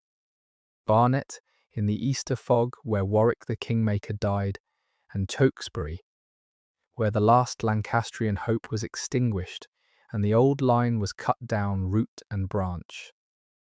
It was swift, decisive, and merciless, the work of a soldier at the height of his powers, who had learned that half measures only prolonged the bloodshed. And for Elizabeth, shut up in sanctuary with her newborn son, each stage of that campaign, the landing, the march, the gathering strength, the victories, was the difference between ruin and salvation. News arriving in the refuge that her husband lived, that he was winning, that he was coming. For the country, too, these victories brought something close to exhaustion's relief. The sense, real if as it turned out premature, that the long bloodletting might finally be over. So many great men had died, so many families been broken, so much blood spilled across so many fields, that a decisive end to it, even a hard one, came almost as a mercy. With Warwick dead, the Lancastrian line cut down, and the old king gone from the Tower, there was no obvious rival left to gather the disaffected and start the whole cycle turning again. Edward could rule at last without looking constantly over his shoulder, and the realm could begin to heal. For Elizabeth, this meant more than a husband restored. It meant the prospect of an actual future, of children growing up in peace, of a life lived without the ground forever shifting beneath her.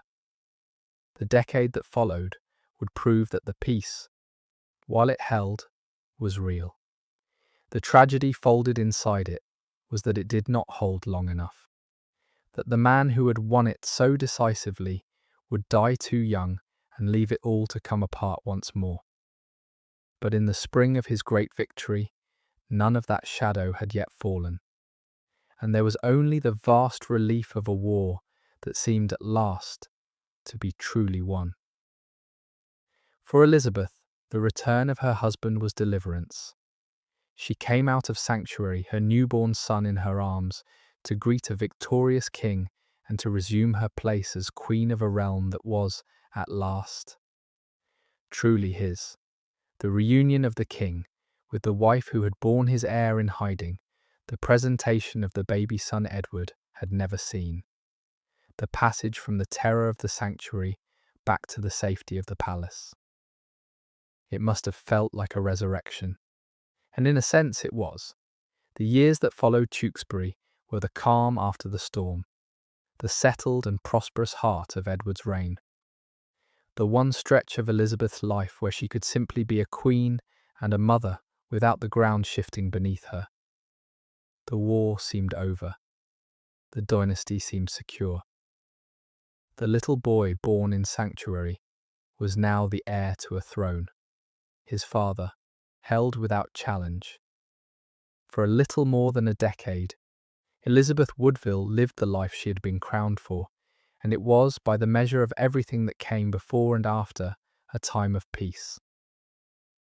The reunion must have been among the sweetest moments of her life, all the sweeter for the terror that had come before it. Picture it. The king returned in triumph, his enemies destroyed, coming back to the wife who had borne his heir in hiding while he was a fugitive across the sea. She came out of the refuge that had sheltered her through the worst months, carrying the son Edward had never seen.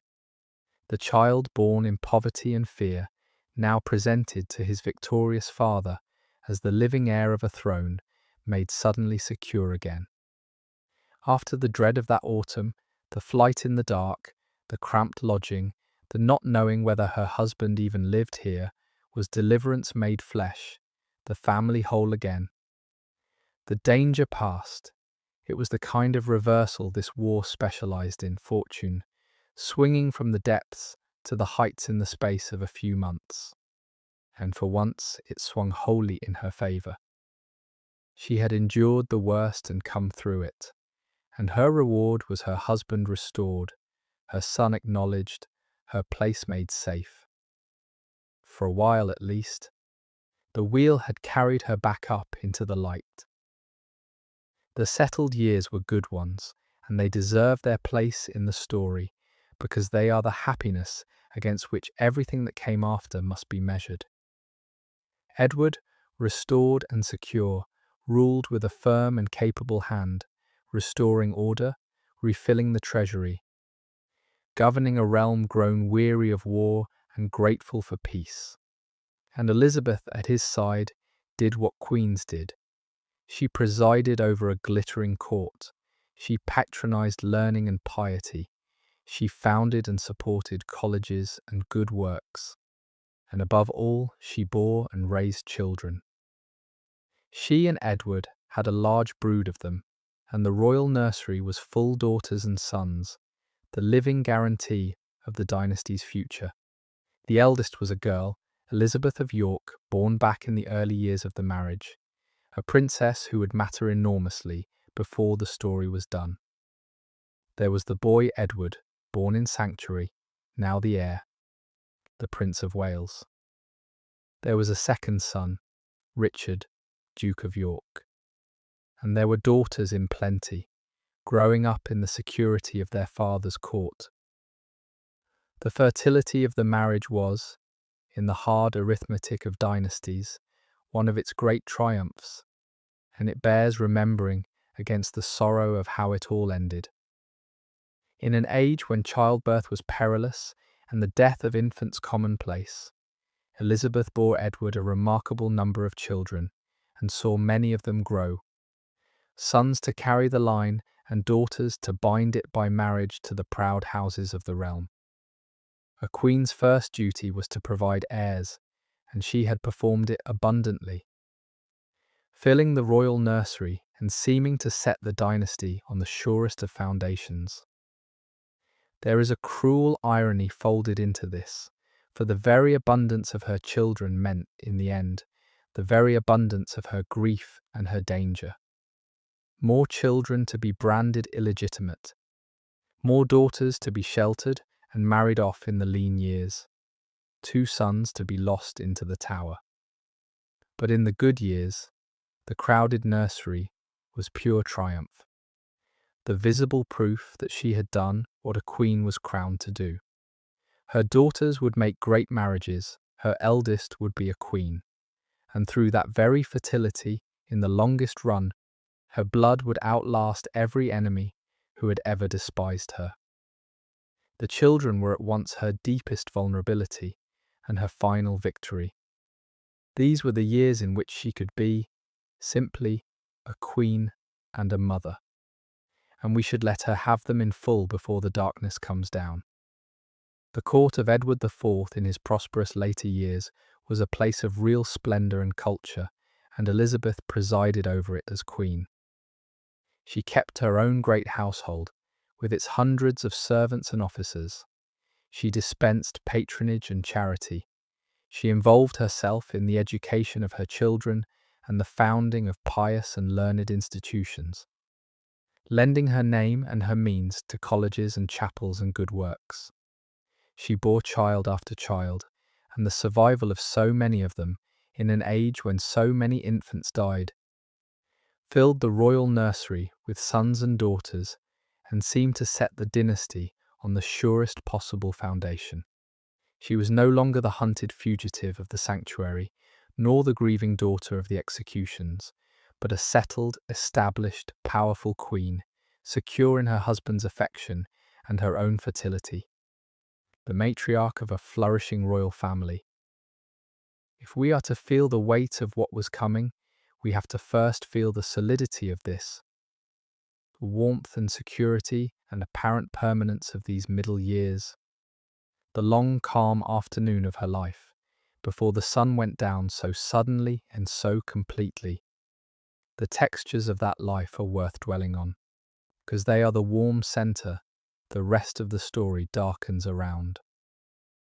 There were the broad chambers of the royal palaces, hung with rich tapestries against the cold of the stone, warmed by enormous fires, lit by the soft gold of candle and rushlight, the ceremony of meals taken in state, the music and the dancing of a court that prized magnificence, the long seasons of feasting at the high festivals of the church. There were her children around her, the daughters at their lessons and their needlework, the small sons growing, the whole bright noise of a large royal family. There was the constant business of a queen petitioners to receive, charities to direct, marriages to weigh and arrange, the endless management of a great establishment. And there was Edward himself, the big, charming, pleasure-loving king, at the centre of it all. The husband whose desire had raised her to this, and whose affection, by every sign, did not fade. For a woman who had begun in a country manor and passed through exile and grief, these years of settled splendour were the reward, the life she had been crowned to live. We should hold the warmth of them in mind, because it is the light against which all the coming darkness will be measured. The heir to the throne, young Prince Edward, was brought up in a manner thought fitting for a future king. He was given his own household and sent to Ludlow Castle on the Welsh marches, to preside in name over the governance of Wales and to be raised away from the temptations and dangers of the court, under the care of his mother's family.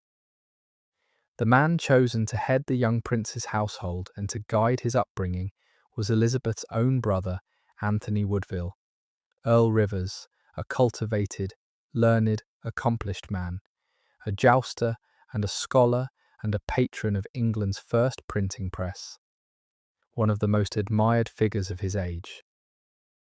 So the prince who would be king grew up at Ludlow, far from London, surrounded and shaped by the Queen's relatives, a Woodville-raised heir to the Yorkist throne. It seemed at the time a sensible and loving arrangement. It would prove, when the crisis came, to be one of the strokes that doomed them, for it meant that the heir was far from the centre of power, in the keeping of a family the old nobility had never ceased to resent, at the very moment when everything depended on who could reach the boy first. The decision to raise him at Ludlow, far from London, was made with the best intentions and would prove, in the crisis, to be one of the choices that doomed him. The Welsh marches were unruly country that needed a royal presence, and it was thought wise to plant the heir there with a council to govern in his name, learning the work of kingship at a safe distance from the intrigues of the capital. It was also, frankly, a way of keeping the precious boy under the wing of his mother's family, the Woodvilles, who headed his household and shaped his upbringing. At the time it seemed prudent and loving both. But it meant that when his father died with terrible suddenness, the heir was 100 and more miles from London, in the keeping of his Woodville guardians, and had to be brought to the capital through open country to be crowned. That journey was the opening through which Richard struck. Had the boy been in London when his father died, close to the centre of power and the protection of the city, the coup might have been far harder to bring off. Because he was at Ludlow and had to travel, he could be intercepted on the road, taken from his guardians, and carried off before anyone could prevent it. The arrangement that had been meant to keep him safe delivered him, in the end, straight into the hands of the man who would take his throne. There is a poignancy, in hindsight, to the loving care with which that boy was raised. Given what was coming, everything was done to fit him for the throne. He was given a household of his own, a council to govern Wales in his name, tutors to school him in letters and languages and the arts a king should know, and the guidance of his accomplished uncle Anthony Woodville, one of the most cultivated men in England. He grew up at Ludlow, a serious, well-educated, promising boy, the cherished hope of his parents and the assured future of the dynasty, with every advantage that love and rank could provide. No one raising that child imagined that he would never be crowned, that his careful education would come to nothing, that he would pass from his father's death into a few terrified months as an uncrowned king, and then into the Tower and the dark. The very thoroughness of the preparation, the years of grooming a boy for a throne he would never sit on, gives the whole a terrible irony. They were raising a king. They were, though none of them knew it, raising one of the two small ghosts who would haunt the Tower of London and the English imagination for 500 years. But that crisis was still unimagined in the quiet years. Elizabeth in this period was a woman near the summit of her life, a queen secure in her husband's love and her own fertility, the mother of the heir, the matriarch of a large and growing family, the survivor of exile and grief who had come through the storm into calm waters at last. If her story had ended here, it would be the story of a remarkable rise, crowned with a hard-won peace. The gentry widow who became a queen, weathered a rebellion that killed her father and brother, gave birth to the heir in a sanctuary, and lived to see her husband triumphant and her children flourishing. But her story did not end here. Edward IV was not yet 40, a big, vigorous, athletic man who seemed to have many years of rule ahead of him, years in which his heir would grow safely to manhood and the dynasty would settle into permanence. And then, with terrible suddenness, in the spring of 1483, the king fell ill, and within a matter of days he was dead.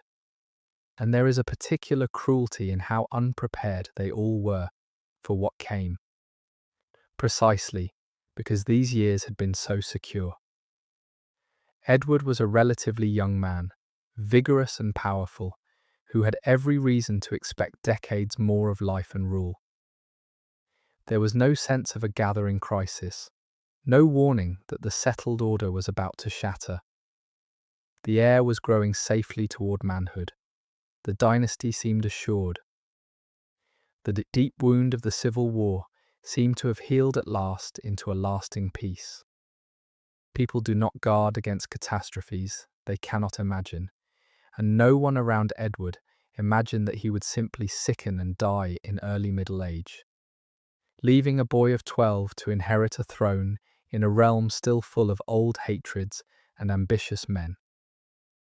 The very security of those good years was, in a sense, part of what doomed what followed, for it meant that when the blow fell, it fell on a family and a regime that had grown comfortable, that had not braced for disaster, that had let the heir grow up far away at Ludlow because there seemed no danger in it. The calm bred a fatal unreadiness. And then, with no warning at all, the calm ended. His death was the hinge on which Elizabeth's whole life turned from triumph to tragedy. And it came almost without warning. In the early spring of 1483, Edward, who had grown stout and self-indulgent in his prosperous later years, fond of his food and his pleasures, was taken suddenly and severely ill. The exact nature of the illness is unknown. It may have been pneumonia, or a stroke, or some other swift affliction. Whatever it was, it killed him with shocking speed. Within days, the strong king in his early 40s, who had seemed to have a long reign still before him, was dead, leaving the throne to a boy of 12. Elizabeth, who had been queen for nearly 20 years, was a widow again. And this time, the stakes were not her own comfort or even her own safety, but the survival of her children and the crown itself. For a kingdom ruled by a child was a kingdom in danger.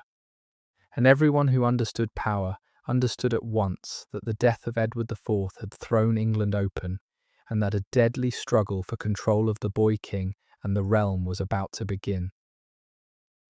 Think of how it must have felt to her, the speed of it, the sheer disbelief. 1 week, she was the queen of a settled realm. Her husband, the strong king he had always been, within days he was on his deathbed. And then he was gone, and she was standing in the wreckage of her whole world, a widow once more, with everything suddenly thrown into doubt. She had been married to Edward for nearly 20 years. He had raised her from nothing, loved her, defended her against the hatred of his lords, given her a crown and a house full of children. He was the foundation on which her entire position rested, and with terrifying abruptness, that foundation was simply gone. And she would have understood, with the clarity of someone who had survived rebellions and exile and the murder of her own family, exactly how dangerous her situation had instantly become. A widowed queen with a boy king for a son was not a figure of power, but a figure of vulnerability, and the vultures who had resented her family for 20 years would not be slow to gather. She had perhaps a few days, in the shock of her grief, to grasp that the death of her husband had not only broken her heart, but exposed her children to mortal danger, and to begin, too late. To try to protect them, the dead king had tried, in his last days, to provide for the danger. He named his brother, Richard, Duke of Gloucester, as Lord Protector, the man who would govern the realm during the boy king's minority. Richard was Edward's last surviving brother, a man who had been loyal and capable throughout the reign, a hardened soldier and an experienced administrator who had governed the north of England in his brother's name. On the face of it, the choice made sense. Who better to protect the young king than his own able and trusted uncle? But it set up at once a terrible tension, for the boy king was a Woodville on his mother's side, raised by Woodvilles at Ludlow, surrounded by his mother's kin, while the protector was a powerful lord of the old blood who had no love for the queen's grasping family. The question of who would truly control the young king, his mother's relatives, who had raised him, or his father's brother, who had been named to protect him, was a question that could only be answered by a struggle. And Richard of Gloucester, as events would show with frightening speed, did not intend to lose that struggle. It is one of history's bitter what-ifs, the question of whether anything could have been done differently to save those boys. And the honest answer is that the dice were loaded from the moment Edward died. A boy king is always a danger to himself, an invitation to whoever is strong enough and ruthless enough to seize control. The minorities of kings were among the most perilous moments in any medieval realm. Add to the ordinary danger the specific poison of the Woodville-Gloucester hatred, the experienced and determined uncle with the soldiers and the standing, the inexperienced widow with no force behind her, and the fatal distance of the heir from the centre of power, and the outcome begins to look less like a tragedy that might have been averted and more like a trap that was always going to spring. Perhaps if Edward had lived another 10 years, until his son was a grown man able to rule and defend himself, all would have been well. Perhaps if the boy had been in London, or the Woodvilles had moved faster, or Richard had been a different kind of man, the story would have turned out otherwise. But Edward did not live, and the boy was at Ludlow, and Richard was exactly the kind of man he was, and so the trap sprang, as traps do. And a mother lost her sons. The fatal flaw in the arrangement was that it left everything to depend on the goodwill of one man, and goodwill is a thin protection when a crown is in play. A boy king cannot rule. Someone must rule for him, and whoever controls the boy controls the realm. Edward had given that control to his brother Richard, trusting him to hand it back when the boy came of age. But there was no force on earth that could compel Richard to do so against his will. No mechanism to hold a protector to his trust if he chose to break it. The whole settlement rested on the assumption that Richard would be loyal to his dead brother's wishes and his young nephew's rights. And if that assumption failed, there was nothing to fall back on. Add to this the deep, unhealed hatred between Richard and the Woodvilles, the certainty that the Queen's family would try to keep their grip on the boy they had raised, and the equal certainty that Richard would not tolerate being managed by the relatives he despised, and you have all the elements of catastrophe assembled and waiting. The death of the king had lit a fuse. The only question was how fast it would burn, and the answer, as it turned out, was very fast indeed. History has argued ever since about Richard himself, and it is worth a fair word, because the easy villain of the story may have been a more complicated man.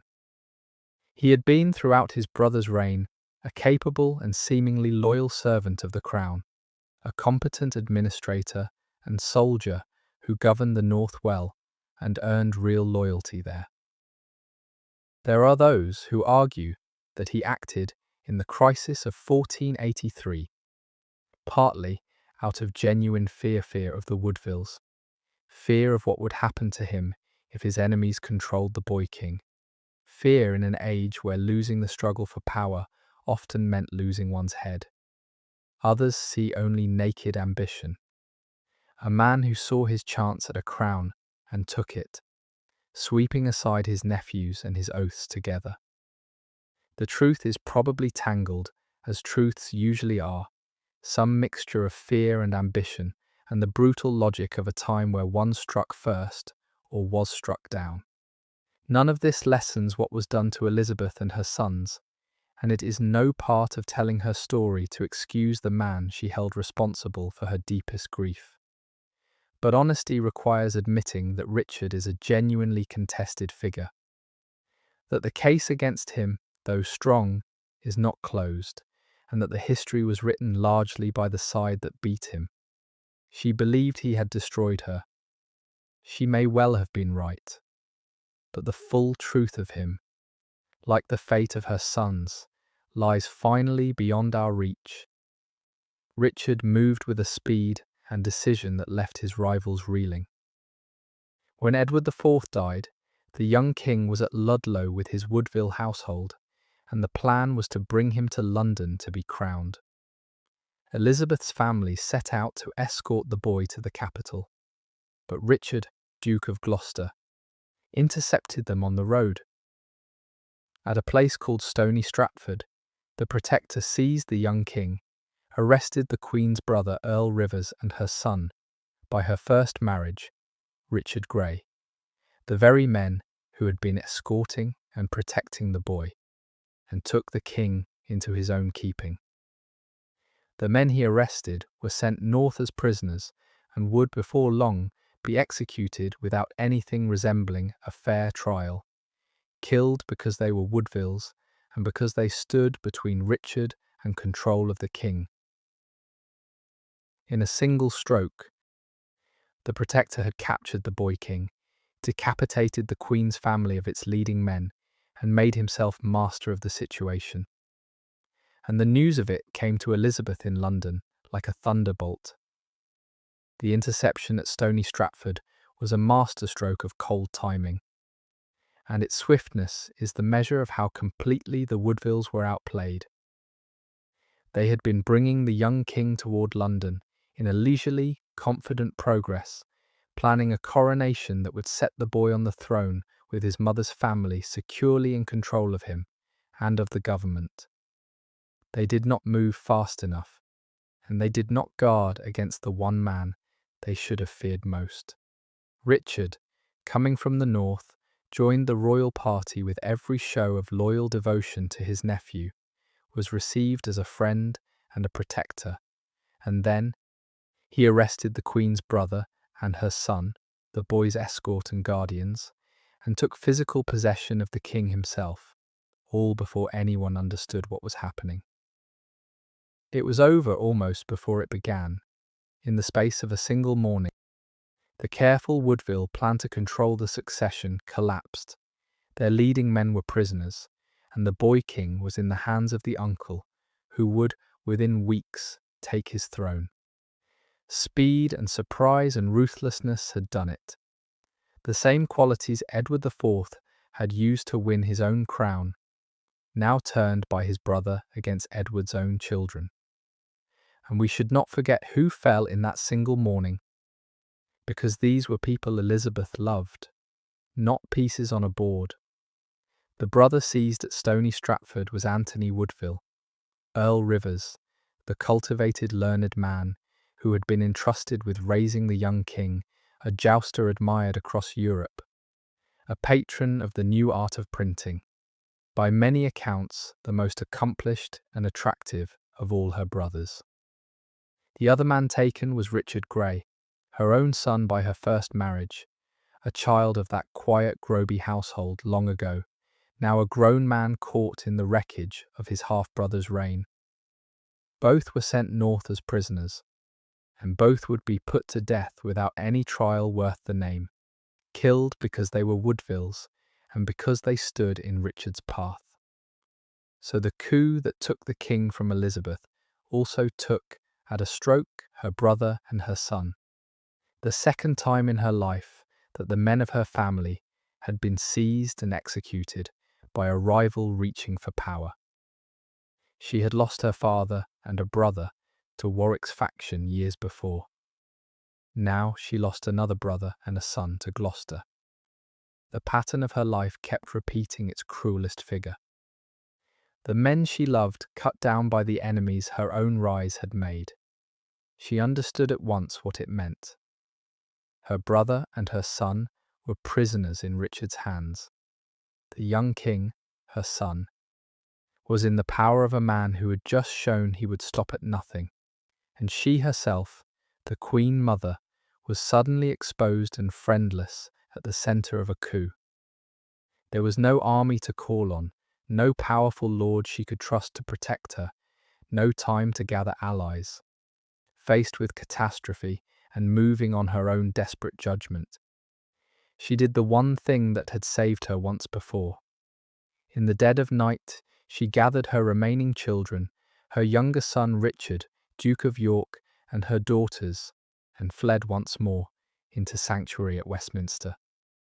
It was the same refuge that had sheltered her 13 years earlier during her husband's exile, the same holy ground beyond the reach of armed men. But this time, there was no exiled husband who might return in triumph to save her. This time she was alone, a widow against the rising power of a ruthless man. With her children gathered around her and almost nothing left to bargain with.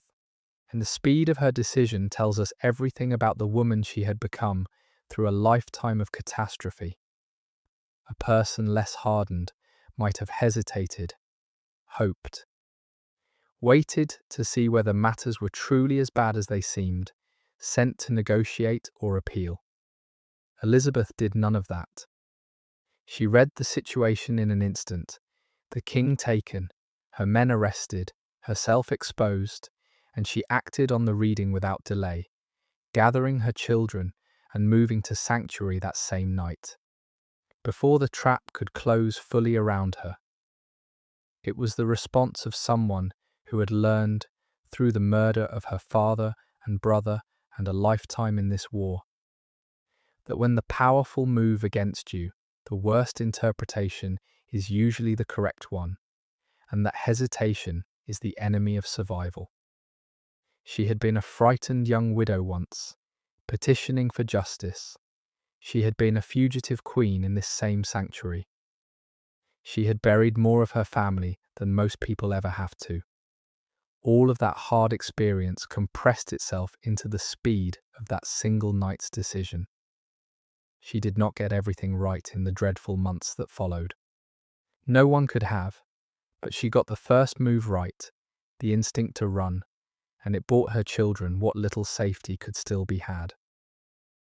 It is striking, looking across the whole of her life, how often the decisive moments came down to her acting alone, on her own judgment, with no one to advise or protect her. The flight into the first sanctuary, pregnant, while her husband ran abroad. The endurance of those months not knowing whether he lived. The second flight into sanctuary, the night the coup broke. The agonizing choice to give up her younger son. The cold resolve, in the depths of grief, to plot against the man who had ruined her. The reaching out across the great divide to make common cause with her family's enemies. Again and again, at the hinges of her fate, she was a woman deciding by herself, without husband or father or powerful protector to lean on, carrying the whole weight of the choice alone. It is one of the qualities that makes her, across 5 centuries, so recognizable and so formidable. She was not a passive figure to whom events merely happened, though terrible things were done to her. She was an agent, making hard choices under impossible pressure, getting some right and some wrong, as anyone would, but never simply surrendering her fate to others. The crown was given to her by a king's desire. Everything she did, with what followed, for good and ill, she largely did herself. There is a terrible loneliness in the position she found herself in that night, and it is worth dwelling on, because it shaped the desperate choice she made. She had no husband now to act for her, no father or grown brother of full power to rally her family. The leading Woodville men were either already in Richard's hands or scattered.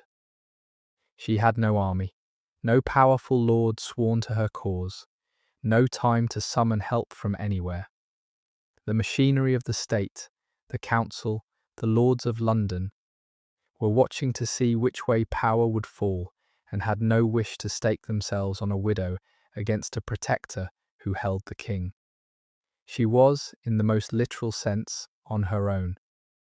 A woman who had to decide in a few frightening hours, with her children's lives in the balance and no one to advise her she could fully trust.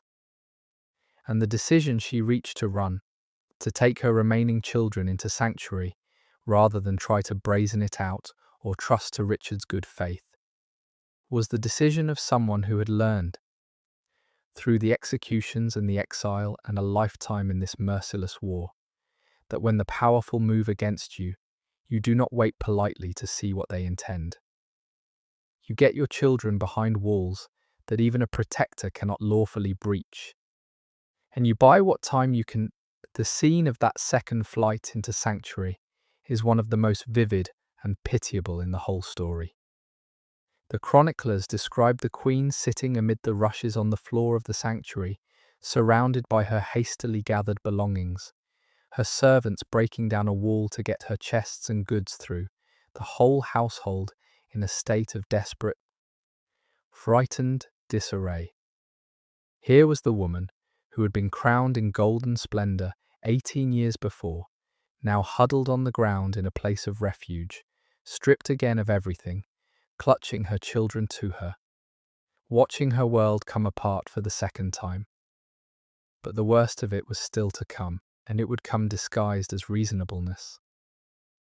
For Richard, having seized the elder boy, now wanted the younger one too, and rather than violate the sanctuary by force, he set about getting the child out by persuasion, which was in its way more terrible than force. It was the same refuge, and that fact alone must have struck her with awful force. 13 years before, she had fled to this same sanctuary at Westminster, pregnant and frightened, while her husband ran for his life across the sea. And that time the story had ended in deliverance, the king returning in triumph, the family restored. Now she was back in the same place, older, widowed, with no king who could return to save her. And the terrible echo of it must have been almost unbearable. The first time, sanctuary had been a waiting room for rescue. This time it was something closer to a trap with no exit. A place of refuge that could shelter her body, but could not save her sons or restore her power or bring back the husband whose death had undone her.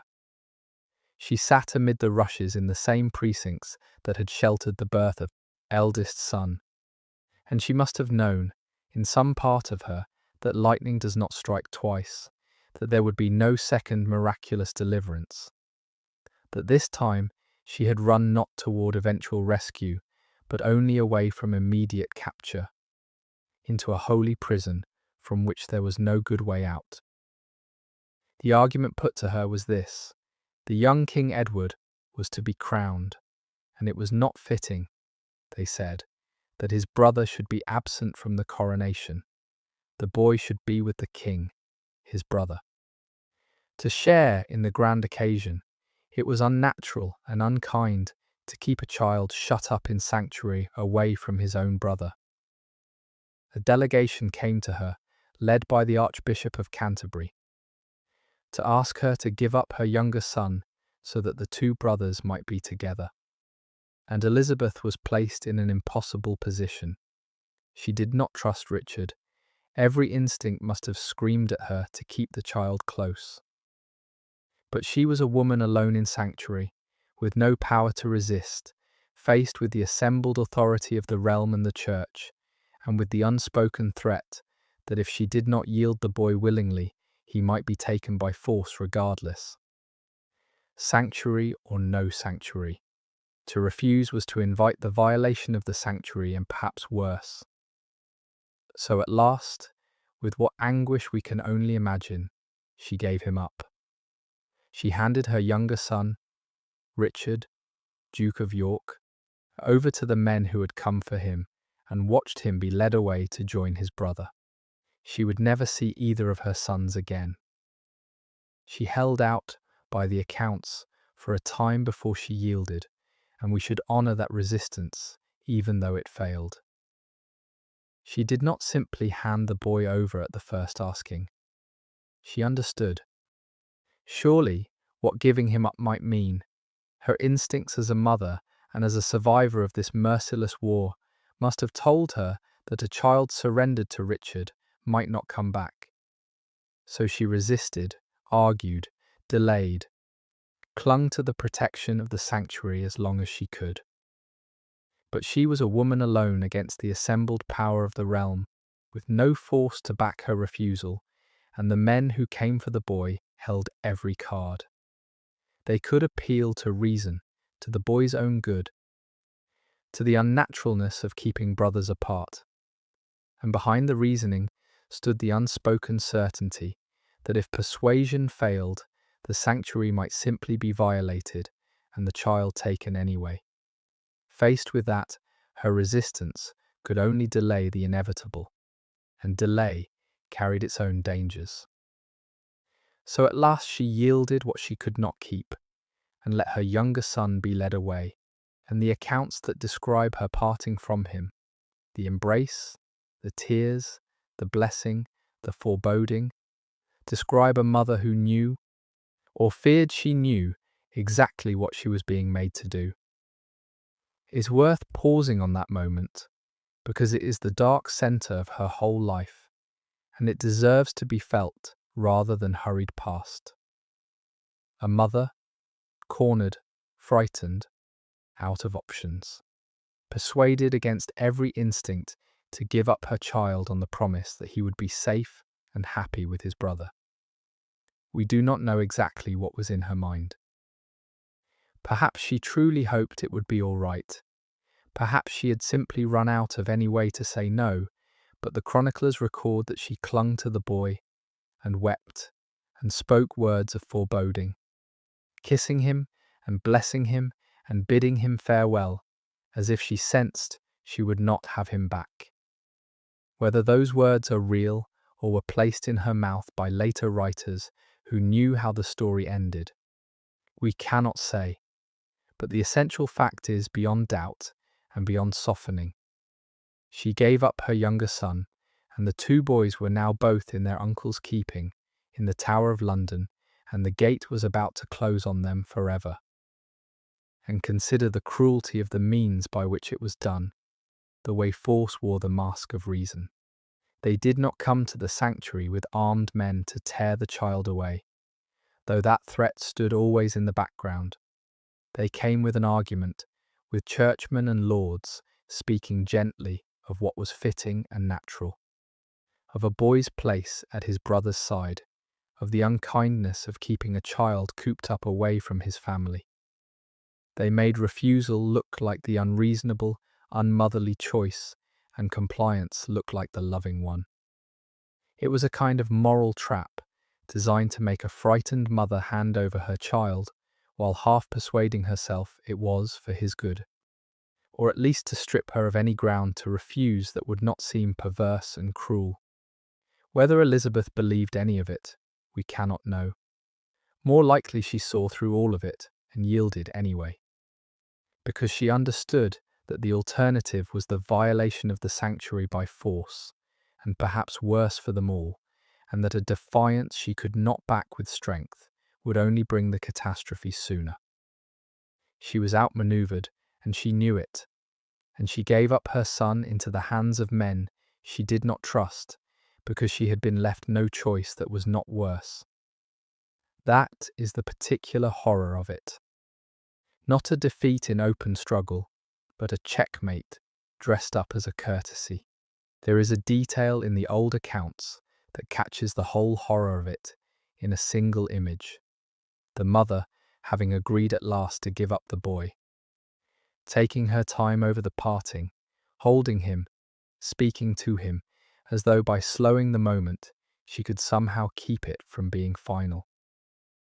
Whether the words the chroniclers give her are truly hers, we cannot know, but the gesture rings true, the instinctive clinging of a parent who senses, beneath all the reassurances, that something irrevocable is happening.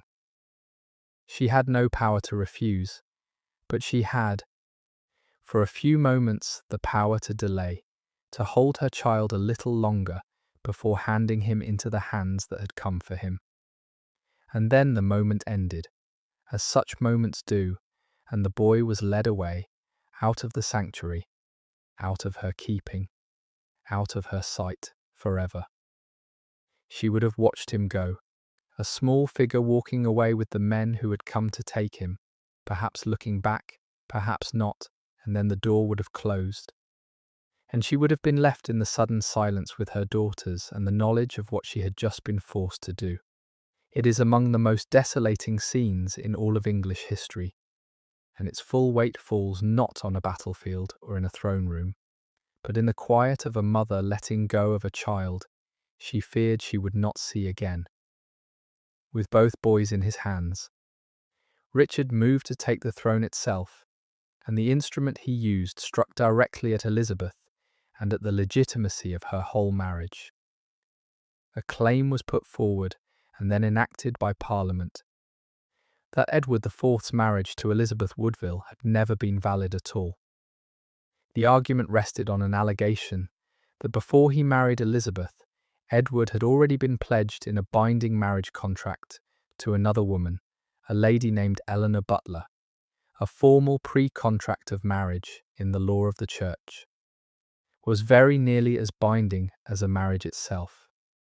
If Edward had truly been pledged to Eleanor Butler before he wed Elizabeth, then the marriage to Elizabeth was no marriage at all, and every child born of it was illegitimate. This was the claim now advanced, set down in an act that history calls the Titulus Regius, the royal title. By its logic, Elizabeth had never lawfully been queen. Her sons were bastards with no right to the throne, and the crown passed by right to the next legitimate heir, Richard himself. It is worth being clear about how complete the legal demolition of her family was, because it was not only a seizure of power, but an unmaking of everything she had been.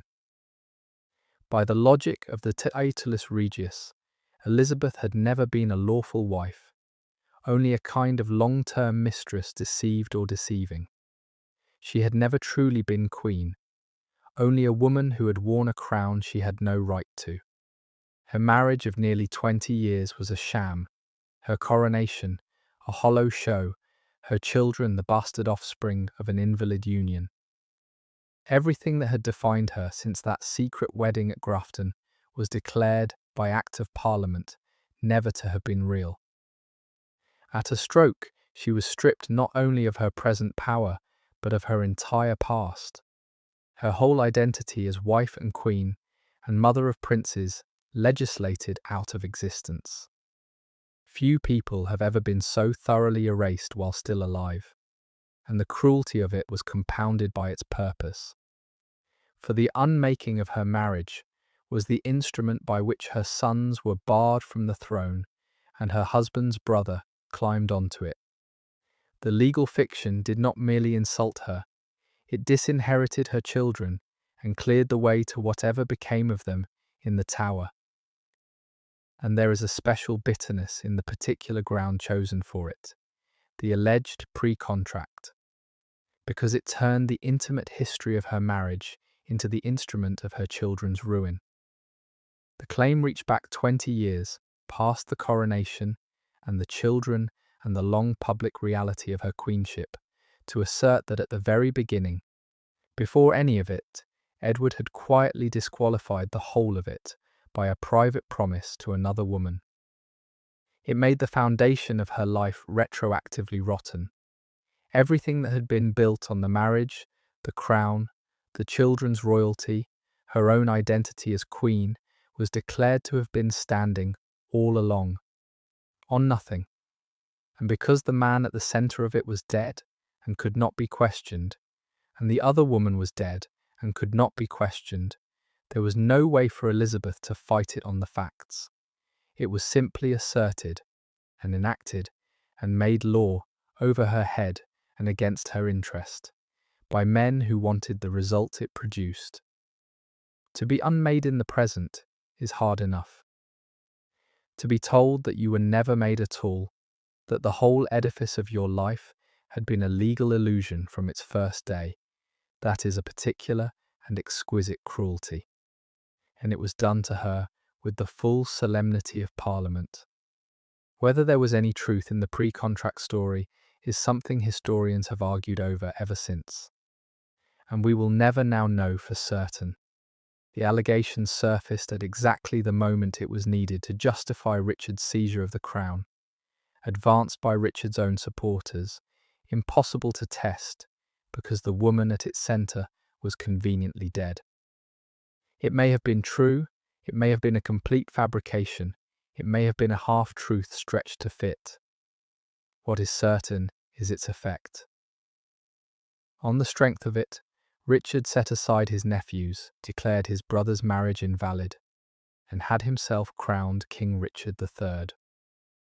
Elizabeth, still in sanctuary, was reduced at a stroke from Queen Dowager to, in the eyes of the new regime, merely the late king's mistress, the mother of his bastards.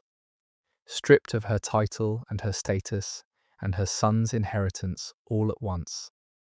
And her two boys, the deposed young king and his brother, remained in the Tower of London, no longer princes in the official telling, but inconvenient children, whose very existence threatened the man who had taken their place. What is not in doubt is how convenient the timing was, and convenience, in such matters, tells its own story. The pre-contract had never been mentioned while Edward lived, not at the marriage, not through the 20 years that followed, not at any point when it might have been tested by people who knew the truth. It surfaced only now, in the summer of 1483, at the precise moment when Richard needed a reason to set aside his nephews and take the crown, advanced by Richard's own partisans, resting on the word of a bishop and the convenient deadness of the woman supposedly involved. A claim that appears exactly when it is needed, that cannot be tested, that serves the interests of the man who advances it and no one else, is a claim that any sensible person regards with deep suspicion. Whatever the formal truth of it, perhaps Edward really had made some rash promise of marriage in his amorous youth. He was certainly the kind of man who might have said anything to get what he wanted from a woman. Or perhaps the whole story was manufactured to order. Either way, its function was plain, and its effect was devastating. It transformed Elizabeth's children, at a stroke of legal fiction, from the heirs of England into bastards with no claim on anything, and cleared the path to the throne for the man who had taken charge of them. What happened to those two boys is the most haunting mystery in all of English history, and it must be told with care, because the honest truth is that we do not know. Through the summer of 1483, The two children were seen less and less within the tower, glimpsed at play in the grounds, and then, by degrees, not glimpsed at all. At some point in the months that followed, they simply vanished from view, and they were never reliably seen again. No one announced their deaths. No bodies were displayed. No funerals held. No explanation ever given. They were there, and then they were gone. Swallowed by the silence of the tower, and into that silence has poured 5 centuries of suspicion, accusation, and grief.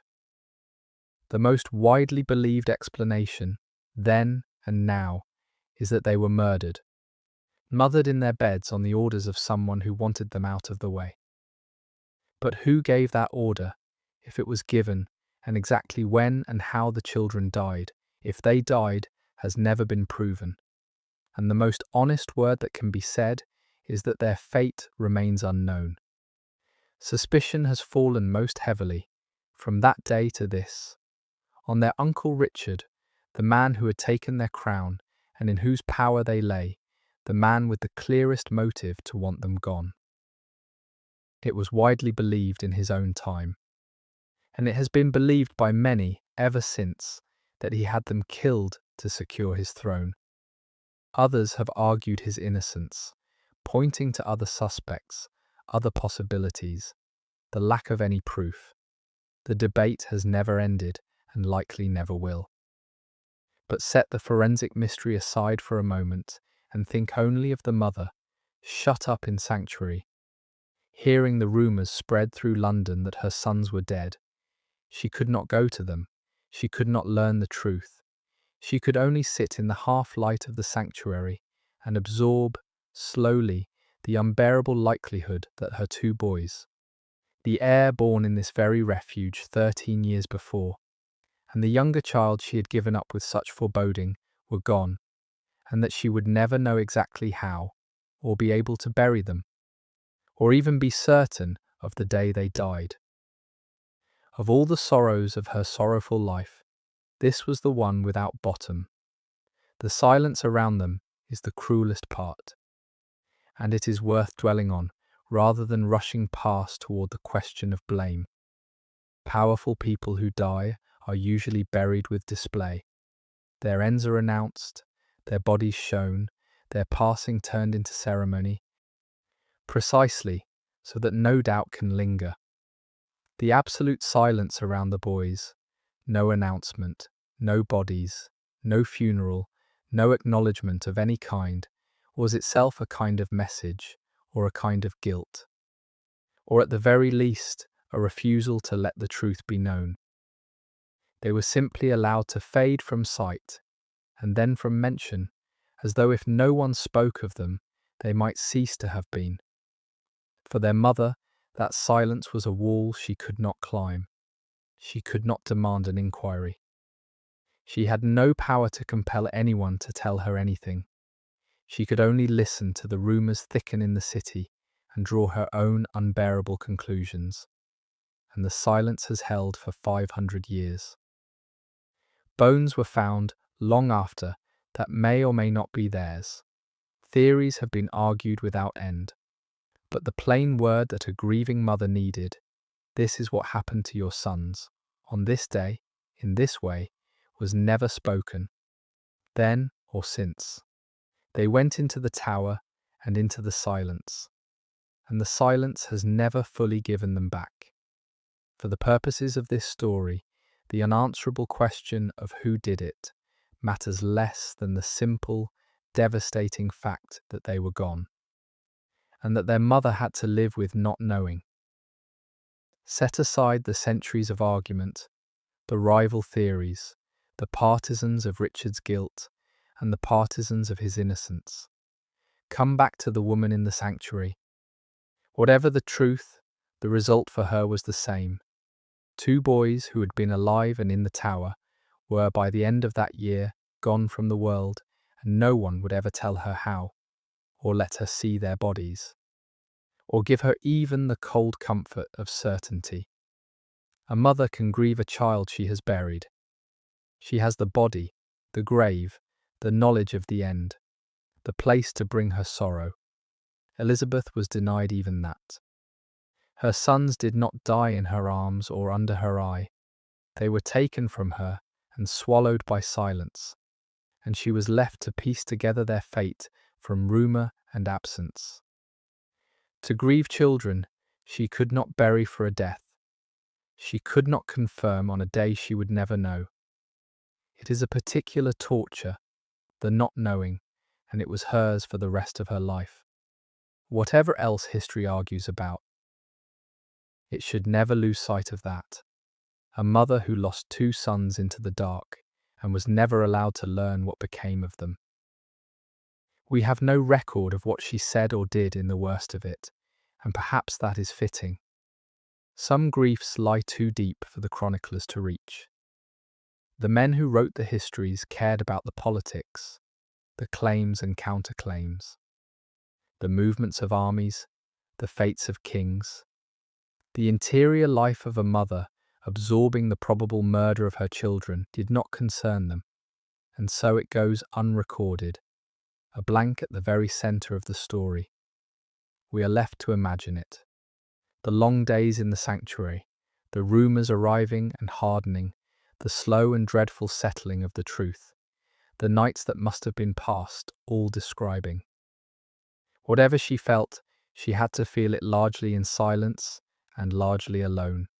A woman with daughters still to protect and no luxury to break down entirely, holding herself together because the children who remained needed her whole. There is a particular loneliness in a grief that cannot be fully expressed, that must be carried while one goes on functioning, because others depend on one's strength. That was Elizabeth's grief.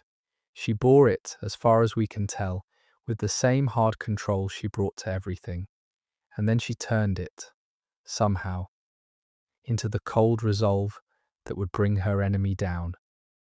But the grief itself stays where the records leave it, in shadow, unspoken, beyond measuring. How a person survives such a loss is past our understanding. We cannot know what those months in sanctuary were for Elizabeth, what depths of grief and rage and helplessness she passed through. Sitting in the shadow of the abbey with her daughters around her, while the man she believed had destroyed her sons sat crowned upon her husband's throne. But we know what she did when the first shock had passed, and it tells us everything about the steel in her. She did not collapse. She did not surrender to despair. Stripped of her sons, her crown, and her power, a fugitive in sanctuary with nothing left but her daughters and her wits, she began, with cold and patient resolve, to plot the destruction of the man who had taken everything from her. If she could not have her sons back, she would have her revenge, and more than revenge, she would find a way to put her blood back on the throne of England. And to do it, she reached out across the deepest divide of the whole long war to her family's oldest enemies, and began to weave the alliance that would bring Richard III down. What she did in the end was the most remarkable thing in a life full of remarkable things, and it reveals the iron that had always been there beneath the beauty and the grief. A lesser spirit, in her place, might have been destroyed, might have sunk into the bottomless grief of a mother bereft, or surrendered to the hopelessness of a fugitive widow, stripped of crown and sons and power, with nothing left and no way back. Elizabeth did not. Somewhere in the depths of that sanctuary, in the worst hour of her life, she gathered the cold remains of her will and turned them toward a single purpose: to bring down the man she held responsible and to salvage, out of the total ruin of her house, some future for her blood. She had daughters still. She had her own formidable intelligence and her knowledge of the players in the game. And she had the one thing despair cannot use, but resolve can. A reason to go on in the surviving children who still needed her and the vengeance that still might be had. So she set aside the luxury of collapse, and she began to plot, and the plot she set in motion would, in the end, destroy the dynasty of the man who had destroyed hers. The alliance she reached for was an extraordinary one, a marriage of enemies born of a shared hatred.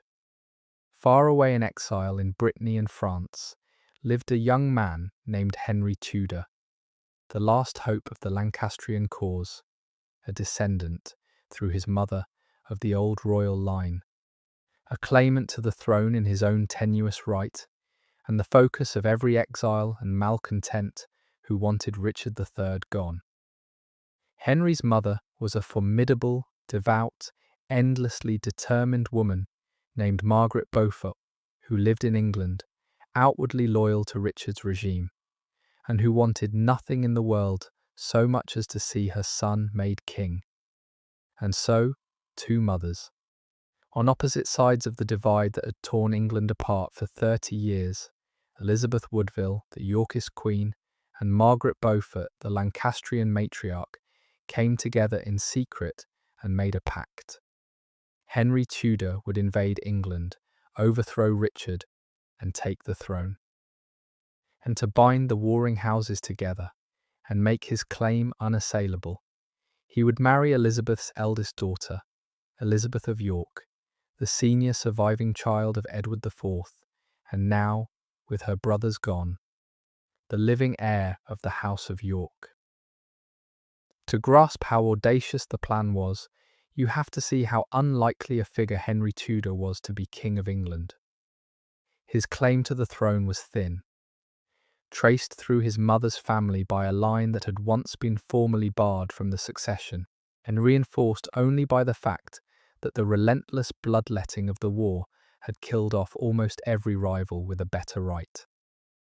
He had spent most of his life in exile, a landless fugitive, moving between the courts of Brittany and France, dependent on the charity and the calculation of foreign rulers, hunted by the agents of successive English kings who wanted him dead. He had never ruled anything, never won a battle, never set foot in England as an adult. By any ordinary reckoning, he was a long shot of the longest kind, a penniless exile with a dubious claim and no power base. And yet he was what was available, the one figure around whom the enemies of Richard III could gather, the one claimant whose marriage to Elizabeth's daughter could unite the disaffected of both houses. Elizabeth was staking her family's future and her vengeance on this improbable young man, betting that an exile with a thin claim could be made into a king. It was a desperate wager, but she had nothing left to lose, and the wager, against all odds, came good. It was a brilliant and audacious stroke, and it turned the whole logic of the war on its head. For 30 years, Lancaster and York had slaughtered each other for the crown. Now the heir of Lancaster would marry the heir of York, and their union would join the red rose and the white into one, ending the quarrel, not by the victory of one house over the other, but by their marriage. For Elizabeth, it was both vengeance and restoration in a single move. If the plan worked, the man who had destroyed her sons would be thrown down, and her own daughter would be Queen of England, and her own grandchildren would inherit the throne. The blood of Edward IV restored to the crown through the female line, through the daughter, since the sons were lost. She had been robbed of her sons and her crown. She would answer by making her daughter a queen and founding a new dynasty out of the ruin of the old. It was the response of a woman who had lost everything and refused, even so, to be finished. And there is something fitting, almost poetic, in the fact that it was two mothers who arranged it, two women working through the marriages of their children to reshape the fate of a kingdom that its men had spent 30 years tearing apart with swords. Elizabeth Woodville and Margaret Beaufort could hardly have been more different in temperament, the one a beauty raised to a throne by a king's desire, the other a small, intense, ferociously pious woman who had been married off as a child and had poured the whole force of her formidable will into the single cause of her son. They belonged to opposite sides of the old quarrel. Their families had bled each other for a generation, and yet they found, in their shared situation, as mothers fighting for their children's futures, a common purpose stronger than the old enmity. Through the quiet, deniable channels that women of their world could use, trusted servants, sympathetic physicians, messages carried in confidence, they reached an understanding and made their pact. It is one of the deep ironies of the whole war that its resolution was brokered, not on a battlefield, but between two women, each determined that her child should inherit, who found that the surest way to win was to join their causes in a marriage. The men had made the war. Two mothers, in the end, helped make the peace. The means by which such a plot was carried on are worth a thought, because they show how women of that world could act powerfully, even when they held no formal power at all. Elizabeth was confined, watched, stripped of her open authority. Margaret Beaufort was married to a powerful lord loyal, at least outwardly, to King Richard, and had to move with the utmost care. Neither could act in the open. So they worked through the channels available to women, trusted servants who could carry a message without raising suspicion, physicians who passed between households and could be relied upon to keep counsel. The dense web of female and domestic connection that ran beneath the visible world of lords and councils and went largely unwatched precisely because it was thought to be of no account. A physician named in the story moved between the two women, carrying the threads of the conspiracy back and forth. Letters were sent and burned. Understandings were reached in confidence. It was patient, dangerous, deniable work, the kind of politics that leaves few traces and wins no glory. And it was the only kind open to two women hemmed in by a watchful king. And it worked. The great men with their armies made the noise of history. Two confined women, working quietly through servants and physicians, helped to decide its outcome. The plan came to fruition on an August day in 1485, on a field in Leicestershire called Bosworth. Henry Tudor landed in Wales, gathered support as he marched, and met Richard III's army in battle. It was the last great clash of the Wars of the Roses, and it ended the dynasty and the age. Richard, by all accounts, fought with reckless personal courage, charging into the thick of the fighting in a desperate bid to cut down Henry himself, and he was killed in the press. The last English king to die in battle, his army broken around him, his crown, the story goes, found afterward and set upon the victor's head on the field. Henry Tudor was king now, King Henry VII, the first monarch of a new royal house, the House of Tudor, and he kept his side of the bargain. He married Elizabeth of York, joining the two roses at last, and Elizabeth Woodville's daughter became Queen of England, just as the secret pact had promised. The marriage of her daughter to Henry was the keystone of the whole design, and it is worth understanding why it mattered so much. Henry Tudor's own claim to the throne was thin and contested. On its own, it would never have been enough to make him a secure king. What gave his cause its power was the promise to join it to the Yorkist line by marrying Elizabeth of York, the senior surviving child of Edward IV, and, with her brothers gone, the living heir of the House of York in the eyes of many. By marrying her, Henry could present himself not as the leader of one faction triumphing over another, but as the man who would end the quarrel altogether, uniting the warring claims in his own marriage and his own children. The red rose and the white would become one rose. The children of the union would carry the blood of both houses and the grievance of neither. It was a brilliant resolution to a generation of bloodshed, and it depended entirely on Elizabeth of York, and so on the pact her mother had made. Elizabeth Woodville's daughter was the prize that made Henry's gamble worth taking and his victory worth keeping, the living bridge between the houses, and through her the blood of Edward IV would sit on the throne after all. Carried there not by a son, but by a daughter.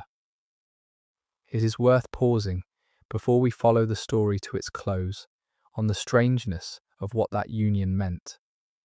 For 30 years, two houses had torn England apart, each certain of its right, each watering the soil with the other's blood, until between them they had killed off most of the men who had begun the quarrel.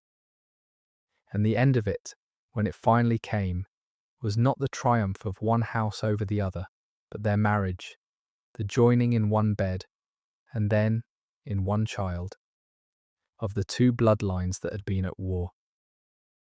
The grandson who would be born of Henry and Elizabeth of York carried in his veins the claims of both Lancaster and York, so that in him the quarrel was not won but dissolved, made meaningless, healed into a single line that no one could any longer dispute. It was the only ending that could truly end it, and it was an ending brokered at the crucial moment by two mothers. Elizabeth Woodville did not live to see the full flowering of what her pact set in motion, the long Tudor century, the grandson who became Henry VIII, the great-granddaughter who became Elizabeth I. But she set it in motion, in the depths of her grief and powerlessness, and the peace that followed the wars she had lived through her whole life grew, in part, from the seed she helped to plant. Elizabeth herself was not on that field. Of course, she was far away, waiting as she had waited for news of battles all her life. But everything she had worked for, through the long months since her sons vanished, hung on the outcome of that single August day. If Henry lost, all was lost: her daughter's marriage, her own restoration, her vengeance, her family's future, every hope she had salvaged from the wreckage. If Henry won, the man she held responsible for her sons' deaths would be thrown down, and her own blood would be carried to the throne through her daughter. She had staked everything on a young exile she had never met, leading a small army against an anointed king on a field she would never see, and she won. The word came that Richard was dead, killed in the thick of the fighting, the last of his line, and that Henry Tudor was king, and that the marriage to her daughter would go forward as promised. After everything, the executions, the exile, the lost crown, the vanished sons, the wheel had turned one final time, and it had turned, at the last, her way. The gamble of the desperate widow in the sanctuary had come good on the field at Bosworth. For Elizabeth Woodville, the victory at Bosworth meant restoration. Of a kind, the man she believed had murdered her sons was dead. Her daughter was queen. Her grandchildren would be kings and queens of England. The new king, Henry VII, repealed the act that had declared her marriage invalid and her children bastards. The titulus regius was annulled and ordered destroyed, so that Elizabeth was once again, in law, the lawful widow of Edward IV and the legitimate mother of his children. She was restored to her dignity as Queen Dowager. She stood as godmother to her first grandchild, the new Prince Arthur, the hoped-for heir of the United Houses. After all the catastrophe, the wheel had turned once more, and she had come, against every expectation, to a kind of safe harbour. The honoured mother of the Queen, the grandmother of the future king, her blood secured upon the throne for generations to come. The repeal of the titulus regius mattered to her beyond the merely legal, for it gave her back her past as well as her standing. When Henry's first parliament annulled the act that had bastardized her children, and declared her marriage void, and ordered the very text of it destroyed. Every copy hunted down and burned so thoroughly that it survived only by accident, it restored, in the eyes of the law, everything that had been taken. She was again the lawful widow of King Edward IV, again the legitimate mother of his children, again a Queen Dowager with the honour due to her rank. Her daughter's marriage to the new king made that daughter Queen of England, and made Elizabeth the mother of a queen, and soon the grandmother of princes. After the total erasure of the titulus regis years, when she had been legislated into a non-entity, the restoration of her status must have meant much. A public undoing of the lie that had unmade her, an official acknowledgement that she had been, after all, exactly what she had always insisted she was, the true wife and queen of Edward, and the rightful mother of his line. It could not bring back her sons, but it gave her back her name. And there is a quiet completion in the fact that the marriage which had begun in secrecy and scandal and been declared a sham in her widowhood was thus affirmed as true and lawful at the last, after she and Edward were both beyond caring for such things. The love match in the country manor, condemned by the great men of its day, unmade by Act of Parliament in the dark years, was restored by another Parliament to exactly what it had always claimed to be, a true marriage, lawfully made, its children legitimate, its queen, a real queen. History had questioned it, mocked it, legislated it out of existence, and then, in the end, confirmed it. Elizabeth lived to see that confirmation, to know that her marriage and her children and her own queenship stood once more acknowledged in law and would so stand in the records for all time. It could not give her back the sons that the unmaking had helped to doom, but it gave her the cold comfort of vindication, the knowledge that the lie which had unmade her had itself been unmade, and that she would go down in the records, not as the late king's discarded mistress, but as what she had insisted all along, she was, his wife, and the lawful Queen of England. There is, however, an irony in the manner of her restoration that she can hardly have missed. She was given back her dignity not as a power in her own right, but as the mother of the new queen and the grandmother of the heir honoured for her place in the line, valued for the blood she carried into the next generation, rather than restored to any real authority of her own. The new King Henry was a careful, suspicious, controlling man, not given to sharing power, and he had no intention of letting an experienced and formidable dowager queen become a force at his court. Her restoration was real, but it was also limited, a recognition of her status that stopped well short of giving her any say, and perhaps, after everything, she did not want one. Perhaps the honoured retirement of a grandmother was exactly what a woman, so battered by power and its loss, most desired. But it is worth noticing that the woman who had once stood at the very centre of the realm ended as an honoured figure at its edge, valued for her lineage rather than her counsel, restored in name to a dignity that no longer carried much weight. It was a soft landing, but it was a landing at the margin, and the distance from the crowned queen of her years of splendour was considerable, and yet the final chapter of her life is strangely quiet and a little shadowed, and historians have argued ever since about what it means. For within a couple of years of Henry's victory, Elizabeth withdrew from the centre of things and retired to Bermondsey Abbey, a religious house across the river from London, where she lived out her last years in relative seclusion. Why she went there has never been settled. Some have seen it as a punishment, a quiet sidelining by a wary new king who did not want his mother-in-law meddling in his still fragile realm, perhaps because she had become entangled or was suspected of entanglement in one of the plots that troubled Henry's early reign. Others have seen it as nothing sinister at all. A pious woman, worn out by a lifetime of storms, choosing of her own free will the peace and prayer of a religious retreat, as many great ladies did at the end of their lives. The truth is probably beyond recovery, and may have held something of both, a push and a choice. A retreat that was partly imposed and partly welcomed by a woman who had surely had enough of the world and its cruelties. Whatever the reason for it, the Bermondsey years have their own quiet dignity, and it is worth resisting the temptation to read them only as a sad decline. Bermondsey Abbey was a large and ancient religious house, a place of prayer and order and peace. And for a woman who had lived through everything Elizabeth had lived through, there may have been real solace in withdrawing to it.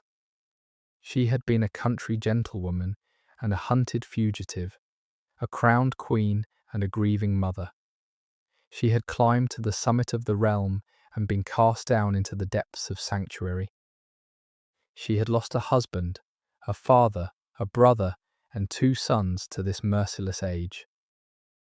A woman who had endured all that might well have wanted, at the end, exactly what an abbey offered: quiet, routine, the consolations of religion, distance from the court that had given her so much and taken so much more. Whether she went to Bermondsey pushed, or willing, or both, she lived there in her last years among the rhythms of prayer and the company of the religious.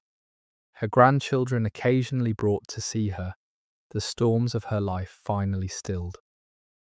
There are worse ways for such a life to end than in the peace of a great abbey by the river, and she had earned, if anyone ever did, the right to a little quiet at the close.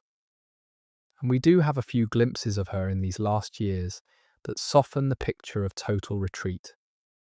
She was not wholly cut off from her family or forgotten by the new regime.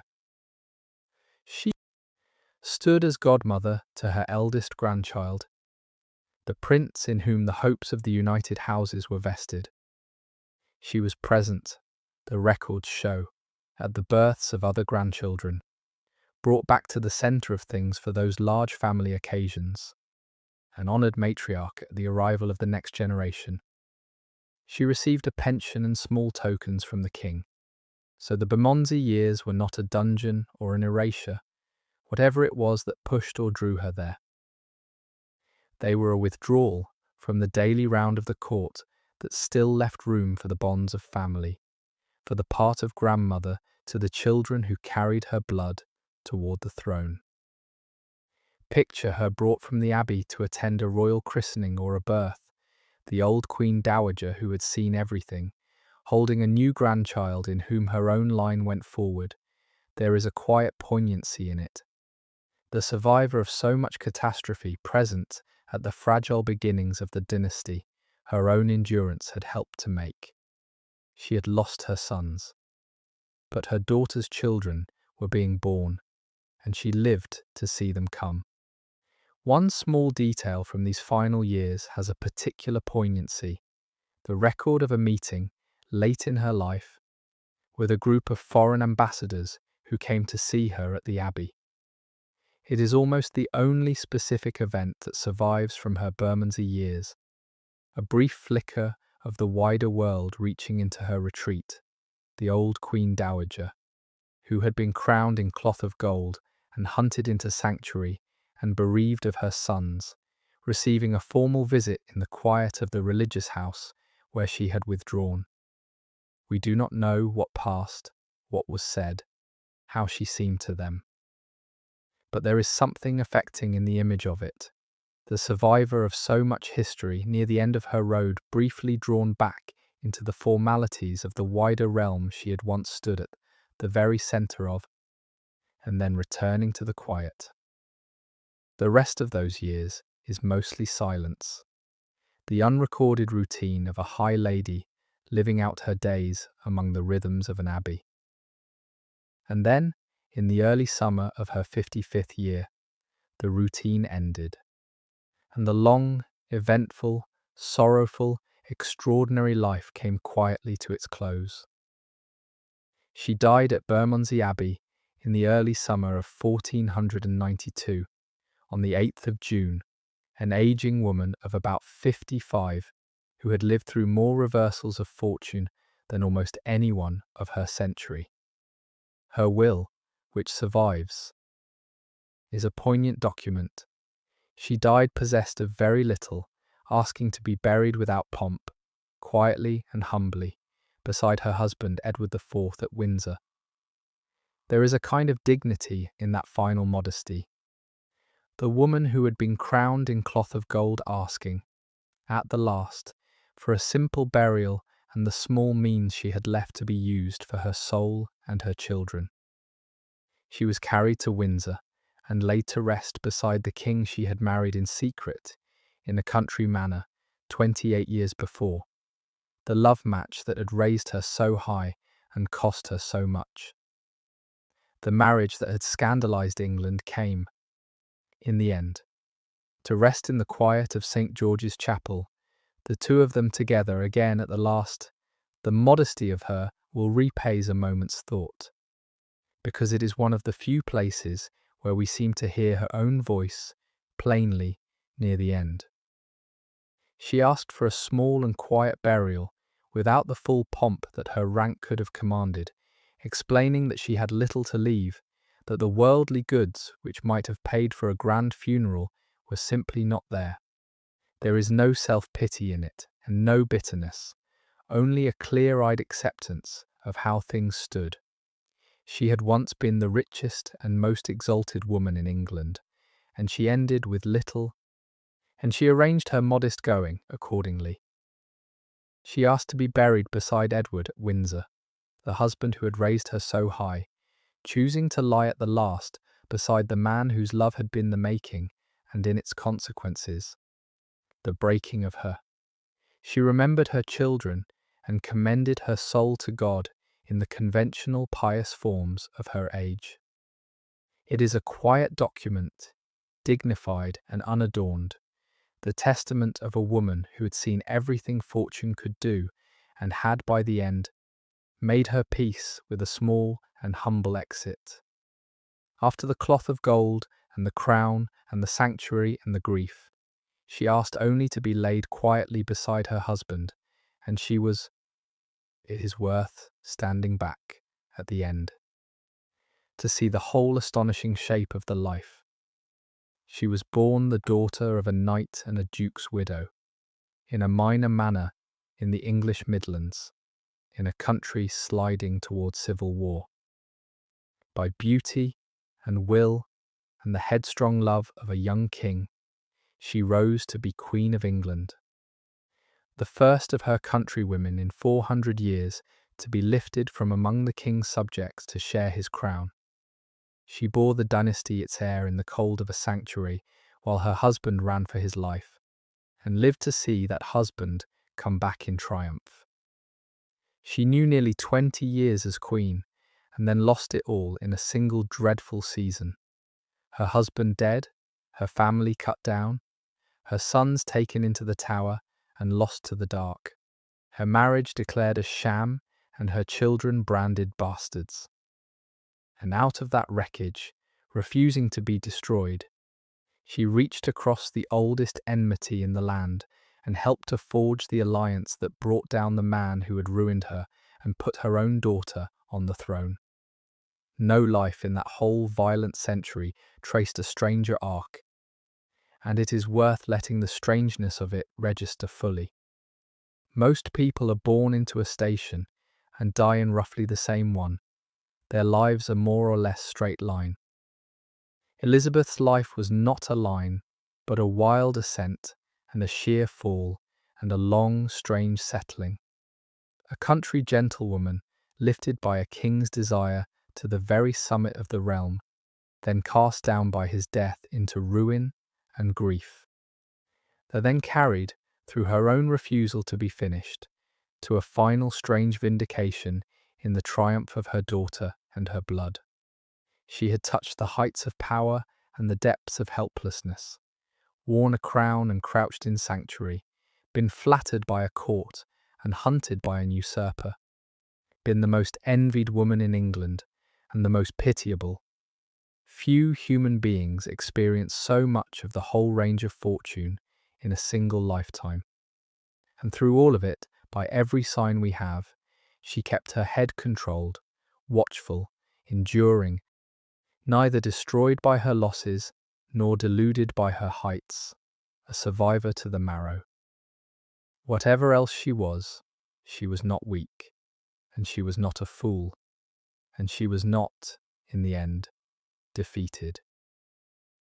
Think only of the places that held her at the different stages of it, and the arc draws itself, a manor in the green Northamptonshire countryside where she was born and raised, a gentry house at Groby, where she was a young wife and mother, the great abbey at Westminster, where she was crowned in cloth of gold, and the sanctuary beside it, where twice she hid in fear, the royal palaces of her queenship, with their fires and tapestries and the noise of her many children, the Tower of London, which she did not enter, but which swallowed her sons, the exile-haunted courts across the sea, where the plot to save her line was woven, the field at Bosworth, which she never saw but on which everything turned, and at the last the abbey at Bermondsey, by the river, where the storms finally stilled. From a country manor to a sanctuary floor, to a queen's palace, to a religious house. The places trace the whole vertiginous shape of it, the rise and the fall and the long quiet settling. A life that touched nearly every height and depth the age had to offer and came to rest, at the end, not far in spirit from where it had begun. In the quiet of the English countryside, among the rhythms of an ordered, prayerful, unhurried world. Her reputation across the 5 centuries since has been a battlefield in its own right, and it is worth understanding why, because it tells us something about how the world has treated powerful women. In her own time and long after, she was painted dark, the grasping upstart, the scheming beauty, the woman who bewitched a king and burdened him with her greedy kin, even, in the wilder slanders, a worker of sorcery. The Tudor writers who shaped the story had their own reasons to handle her with care, for she was the grandmother of the dynasty they served, and yet the older image of the ambitious, troublesome queen persisted stubbornly. It is only in more recent times that historians have looked again and found a different figure, not a schemer, but a survivor, not the cause of her family's troubles, but the lightning rod for resentments aimed at her husband's choices. A woman of intelligence and endurance who played a desperately weak hand with remarkable skill. The truth, as always, is harder to see than either the slander or the rehabilitation. But the long habit of blaming her for everything that went wrong around her, the marriage that angered Warwick, the family that angered the nobility, the very disasters that were done to her and her children, says more about the old readiness to blame a powerful woman than it does about Elizabeth herself. For that is the final turn of it, the strange redemption at the close. Elizabeth Woodville did not regain her own crown, and she never learned the fate of her vanished boys, and she died in quiet retreat, far from the splendour of her years of splendour. But the blood she carried did not die with her. Through her daughter, Elizabeth of York, she became the grandmother of a new line of kings. Her grandson would be Henry VIII, one of the most famous monarchs England ever had. Her great-granddaughter would be Elizabeth I, the queen who gave her name to an age.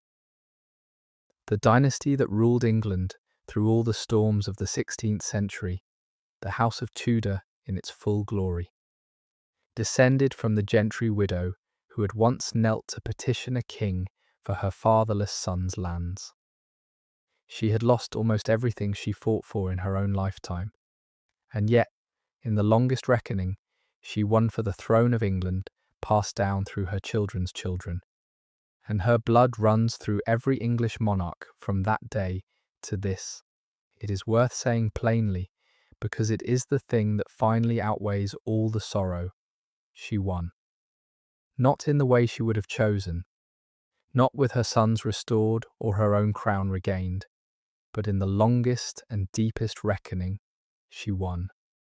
The man who had destroyed her was dead and his line extinguished. The dynasty that displaced hers was itself displaced, and her own blood sat on the throne in its place. Her daughter was queen, her grandson would be king. Her descendants would rule England through all the storms of the century to come and beyond.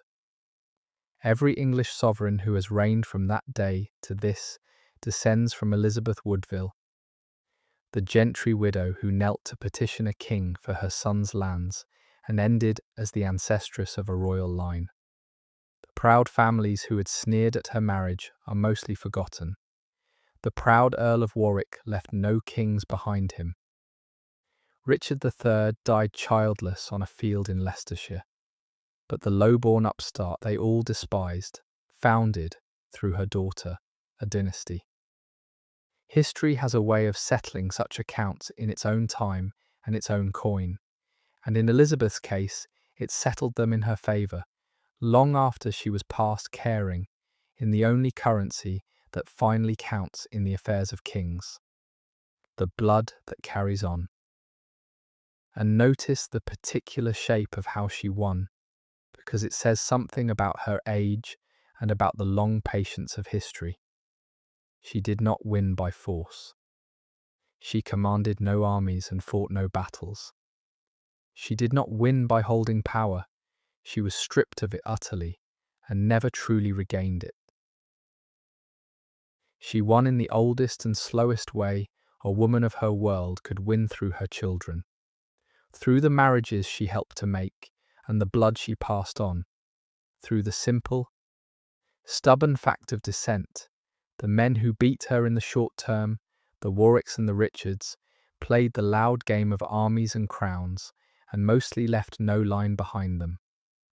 Elizabeth played the quiet game of survival and continuity, kept her daughters safe, made the pact that married one of them to a king, and let time do the rest. And time, in the end, gave the victory to the player who endured and reproduced, rather than the player who conquered and fell. It is the kind of victory that does not look like one at the moment it is won.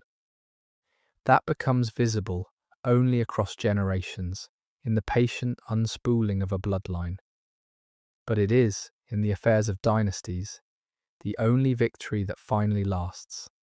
And it was hers, so let the long story settle now into quiet, as her own life settled, at the last, into the peace of the abbey by the river.